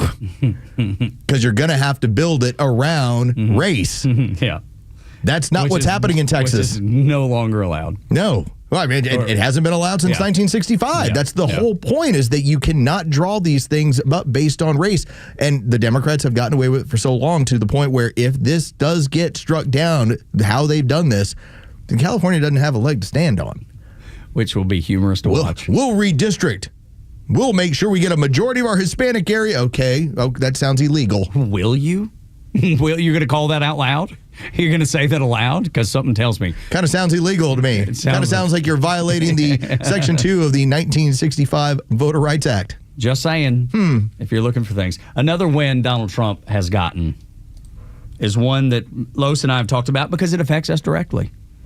We've talked about the competitive nature and the landscape of radio in Atlanta. Now, you could say, well, you don't just compete with radio anymore, and you're exactly right. We compete with podcasts, we compete with television, we compete with anybody, and we're willing to do that. We have the courage to do that, and we've done well at it. But it's so funny. It's so funny to see somebody else who said, well, that money that's given to us by the federal government, that's just such a fraction of what it is that we need to operate. Oh, man, it's so funny. And I'm talking about the Corporation for Public Broadcasting. That would be PBS. That would be the NPR folks. Remember, they told you it's so minuscule. It's not even a big deal. Don't even worry about it. You know, I don't even know why you're going after that. We don't even need their money. Why do you even go after that? It's such a waste of time. And then Donald Trump does. And what does the Corporation for Public Broadcasting do? Day one? Fold. They freaking fold up like a cheap suit, and they shutter operations. They say we're going away. Why? I thought the programming was stellar. It was 10%. Everybody tells me I watch PBS all the time. The kids love Sesame Street. Well, Sesame Street's not owned by them anymore. That's been spun off and used in a capitalistic manner, and now they've been bought. All the other shows, I saw a Georgia state senator from my hometown, which was a little disappointing. Now, he posed the conversation as, what do you think about this? I just want to know what people think. And it looked like everybody was at the defense of PBS and NPR and the public broadcasting. And I don't typically reply, but I know him personally. So I said to him, I was like, if they can compete in the marketplace of ideas, they will be fine. And if they can't, they won't. And guess what? They can't. And they don't believe that they can, so they just folded. There was a person on Twitter, whenever you see me at Front Office Los, whenever you see me put sad Hitler face, it's typically because I'm trying to draw attention to it. Like, I want you to see this sadness here. Yeah, that's right. Sad Hitler face. I'm sad. I'm so sad. His cat's bottom of all sideways and tucked out. And this had to do with somebody who was posting about this. And the funny aspect to me was when people started saying, well, it's only 10%, right? It's only 10 or 15%. The person's like, well, they only had 100 days to adjust. Do you realize what happened to us during COVID? Do you realize how quickly we lost millions of dollars? Do you realize how fast as a company we had to make adjustments to revenue that was no longer there? And what did we do? Came out better for it. Came out stronger. Came out more ready than other companies. We were more operational than everyone else because we are a profit organization and we can jump from one foot to the next. And we're not dependent on just one revenue stream. That was what was wildly different, that Well, they only got 100 days. Are you kidding? We had 2 weeks. What happens when a week? What happens when a football team loses their starting running back? Got to make a change. They make a change. Yes. And they continue either at the level that they're playing at, or they don't. And so it just tells you how broken and busted it must have really been. That these people could not function without government support, could not function without the taxpayer having to fit the bill for what they were pushing. And again, if you want to make an argument and say, hey, we've got pretty balanced programming, the problem is you didn't. Yeah, you lied. And then your CEO was flat out nuts with some of the stuff she was putting out on Twitter and talking about. I think the truth is getting in the way of us reaching consensus. What? Exactly right. It's exactly what we're Catherine looking Barr for said. Consensus, not truth. That's exactly what she said. I'm sorry, that sounds like propaganda. Which is what they were king of. So no surprise. Adios. That was, dude. If there's anything that kind of put a bow on the weekend, that might have been it. Remember, I texted you. I was like, "Yeah." You were like, "Oh, it was like Friday." You're like, "Take a look at this." Look here. I was like, "Well, you called it." Look here. It was just funny to see people melt down. If the programming is so good, if you love Terry the Tiger or whatever it is that they put out, then go pay for it. Go say, "Hey, continue. I'll buy it on a different platform." So it's now out there, and we can finish up with this and also your fun audio. So we have another candidate for Senate, the state of Georgia. Oh. Is it a former football player? Football player's coach's son, maybe? Yeah, it might be. I think I know who you're talking about. And we have a person who's declared for a governorship, too. Man, a whole lot of breaking news this morning. And we'll give you a little smile when Dana Carvey was asked, does he feel bad about poking fun of Joe Biden? Next on Extra. The latest sports news, powered by 680 The Fan, and driven to extra listeners by RBM of Atlanta in Sandy Springs, Atlanta's Mercedes-Benz connection since 1964. Good morning. Here are your sports headlines for Monday, August 4th. The Atlanta Braves took 2 of 3 over the weekend from the Cincinnati Reds, including the Speedway Classic at Bristol Motor Speedway yesterday, 4-2 the final. The team returns to Truist Park to host the Milwaukee Brewers tonight. First pitch is set for 7:15. You can hear that game on our sister station's brand new app, 680 The Fan. From the NFL, Falcons training camp continues today with a practice beginning this morning at 9:30 from Flowery Branch. The Falcons will play their first preseason game this Friday as they host the Detroit Lions. With your sports updates, I'm Carlos Medina. Make going back to school a little more fun as the Brewers and Marlins come to Truist Park August 4th through the 10th. The week includes the Ronaldo Lopez bobblehead giveaway presented by Coca-Cola on August 4th, followed by the Ronald Acuna Jr. Funko Pop giveaway presented by Xfinity on August 6th. And new this year is the Batman Ticket Package, which includes a Batman bobblehead and a game ticket. Visit Braves.com/promos to purchase your tickets. Atlanta Braves baseball. We are Braves country.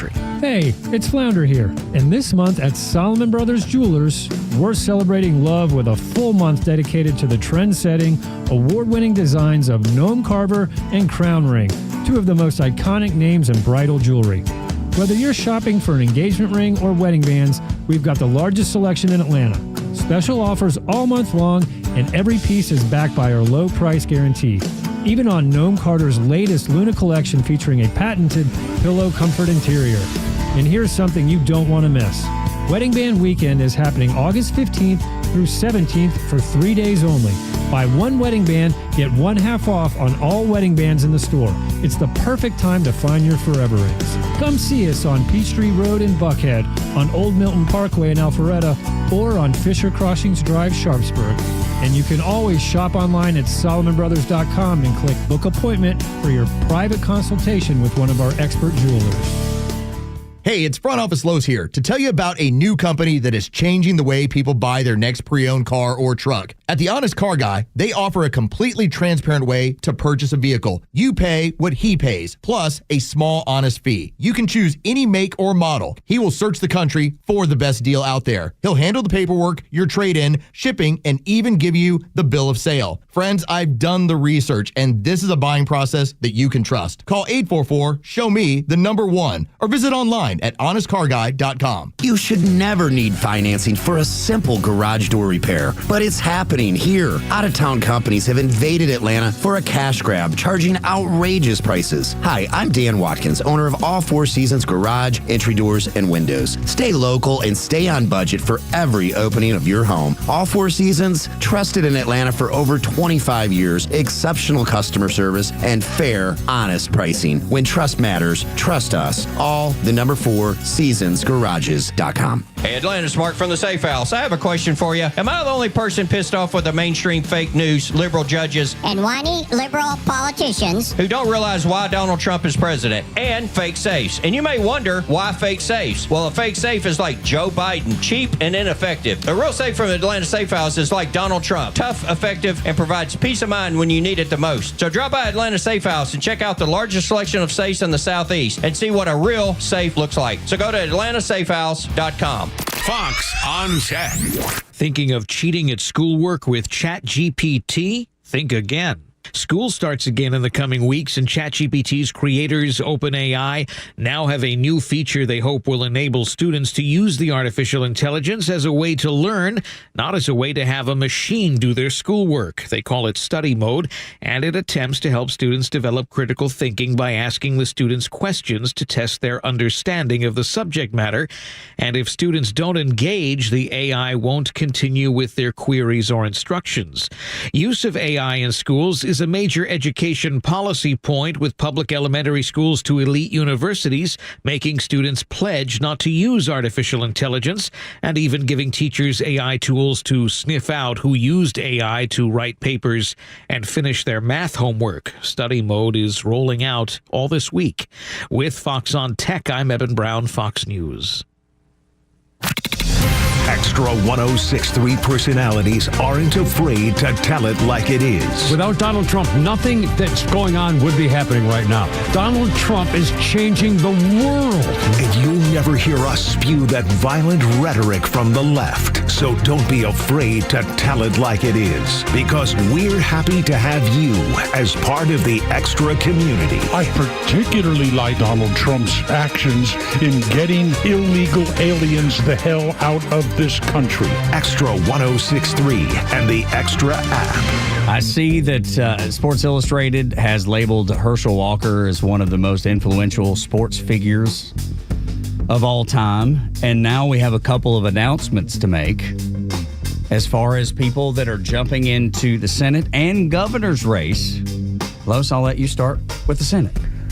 Senate, we have former Tennessee football coach Derek Dooley, who has announced. Now, he put in the paperwork, and then it was kind of curious. Okay, we got the paperwork in. Let's see when you're going to announce. Well, he's got a video that dropped as of about 20 minutes ago. There you go. Nancy Mace this morning also dropping a video that she will be running for governor of the state of South Carolina, where she is from. So, when this is, I don't know if this is good or bad, but when Derek Dooley dropped his announcement, and I started hearing about it, late last week, that it was a possibility, it was coming. I didn't know it was politics. I had no idea. I had to physically had to look him up to figure out where does he stand on things. This is going to be, because we have some representatives, some congressmen that are running. This is going to be the whole outsider push. And in recent years, if you want to talk about what's been automatic in the South, it's ex-football coaches. Ex-coaches, because they've got a pedigree to them. They've got a name. Obviously, Dooley matters hugely in this state. Son of Vince Dooley, yeah. Man. Yeah. Sure. So we'll find out the politics end of it. But I'm fairly certain that just as we've seen in the past, I would imagine that he would probably be on this program here in the next week or two. Something tells me. I'm sure they'll be reaching out. He'll be popping up. But Tommy Tuberville's another guy that you brought up, just because they have that resume. Tom Osborne for years out of Nebraska. Exactly. That's pretty much one of those, you just mark it down, that if they're a football hero in an area where football matters, they tend to be able to get into office with regularity. As our co-worker Buck Ballou would say here in the Deep South, football matters. And I agree with him 100%. The thing with Nancy Mace will be interesting, too, to see how the state reacts. I assume they will react pretty positively because South Carolina is a pretty conservative state. I mean, even Charleston elected their most recently, in the last 100 years, they finally elected a Republican. It had been 100 years in Charleston, and that city's continuing to blossom, continuing to blow up. So you even see the trend there that'll be beneficial for Nancy Mace in in what would be, probably the most populous city. It's certainly the most vibrant city in South Carolina. I wonder about how popular she is statewide. Obviously, she gets elected without a problem. Her seat has never been in jeopardy. Mm-hmm. You just kind of wonder about, and again, I don't know South Carolina politics that well outside of you keep on letting Lady Graham go back. And I get it. He sits on a lot of political, powerful areas. Mm-hmm. There's a Lady Graham brings home the bacon. I get it. But what happens when now the face of South Carolina politics is Nancy Mace? Yeah. If that can happen. I mean, she graduated from the Citadel, so she's got a connection to Charleston. I think I think that's the most important, right? If you're trying to land the state of South Carolina, I think it all has to start in Charleston. And maybe if you're more of an expert there, I've just spent a lot of time over there in the last couple years.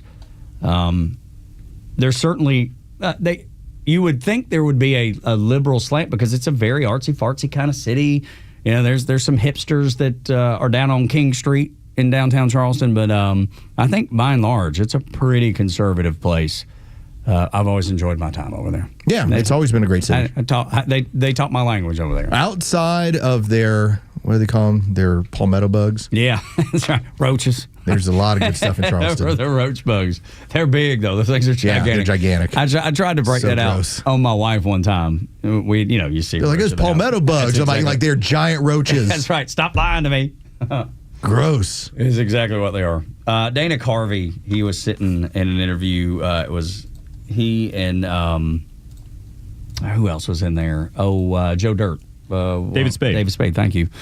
They were, this is going back and forth, and you'll hear David pipe up because the interviewer says, hey, do you feel bad at all, talking to Dana Carvey, about picking at Joe Biden a little bit when you realize that he was incapacitated for the most part of his presidency?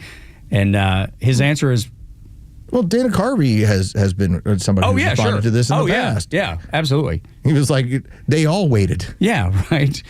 But it's funny to hear his answer because it's basically no. Now that you know that Biden is severely diminished, do you feel any guilt or do you, Dana? Or insight into your portrayal? Well, those are great questions. I knew that he was compromised mentally. I mean, it was obvious. Yeah. But it's comedy. That's it. That's the key. If I can make Biden funny to everybody, then I am where I want to be. It was fantastic. And guess what? And by the way, the fact of the matter is, sorry. I'm not kidding around here. Come on, folks. This isn't rocket science. I wrote the bill. Because I know how to write bills. I can write a bill faster than he's ever written a bill. Wild Bill Hickok and Alfred Hitchcock 3 times the Bojo Charm. Ladies and gentlemen, the leader of the free world. That is, I'm sorry. I fell in love with it. It took me 2 years to kind of get it. 2 years? Yeah, I can get your facts straight, Jack. I'll beat the hell out of you. You want to do some push-ups? You're a dog-faced pony soldier. He breaks them all out. It's so good. Every time he does that interview and he gets asked about it, it's funny how he changes it up a little hint, but he just rolls with it. Because I haven't heard him work in dog-faced pony soldier on it before. Yep, that's first time. What is it? Got a Bill Wild Bill Hickok. I was like, okay. Every single time he's asked about this and he brings it to the table, he's got a little different way he's doing it, but it's all funny. Don't you love the way that comedians are coming out of their shells? They're not scared anymore. Because listen, let's call it what it is. They were scared to do comedy for the last 4 years. They've been, maybe even a little longer, but especially as COVID we came through that, and people were so afraid of getting canceled for saying masks don't work or whatever it was. And comedians have kind of been like, you know what? Okay, we're done. We're past this. Yeah, you had to play the game, or else your livelihood was going to have a problem as far as making ends meet. Which is what they wanted you to fear. Yeah. That's the beauty, right? That's how they control language. There's some clubs you couldn't work in. That's right. Make you scared to say the funny thing, the obvious thing. That's what comedy's brilliant at. That's why we need it so much. And I think that was kind of the power of what Dave Chappelle was doing during that time period, because he kept dropping Netflix specials, and they were all politically in your face. Just threw it right at you. But again, he's the GOAT. You know, he's able to do any of that stuff, and he works at it so incredibly hard. I think it took quite a while before the rest of the comedy world, because let's face it, if you put something, and a lot of people, what they'll do is they're not trying to give you their act away, but they want to do like little snippets that find their way onto social media. If your little snippet just happens to be too offensive, well, then you weren't getting booked. You're not working. You know, you're going to catch a strike, and now suddenly it's like, wait a minute, this is my main promotional tool. No different than you and I caught strikes on social media for just talking. Talked to Remdesivir, caught some over that, for saying that it caused, now here was the problem. I said it caused acute kidney issues. Now, when I caught my strike on that, I ended up responding back with, well, here's the label on the box. Yeah. It doesn't matter. It's on the box. Doesn't matter, Los. Doesn't matter how truthful it was. It was unacceptable language. It's in the white paper in the box. Here is one of the problems with it. You're trying to make sense out of something that doesn't make sense. Yes. That's why it wouldn't work. That was the moment. That was part of the moments, okay? I had a lot of them where I went, wow, that's completely insane. That was one of those where, which study do you want me to cite to you? None of them. Oh, never mind. I'll just show you the box. Yeah. They don't want you to cite anything. It's called a black box warning for a reason, people. They didn't want you to see it. They didn't want you to say it. They didn't want you to share it. No, this is what we're giving people. That's right. And especially early on, the amount of people that went to the hospital with COVID and then their kidneys just gave out, had renal failure, and you were like, oh, I can't believe this horrible chest cold is attacking the kidneys. It wasn't. No, it was the remedy, so they said. That'll do it for us. Thank you for being here with us on the Morning Extra. Stick around for the Glenn Beck program until noon to 3. Clay and Buck, biggest show in all of conservative media. And then local afternoon show with Kimmer, Pete, and Flounder from 3 until 6. For Los and Jeray, I'm Tug. Y'all come back now, yeah?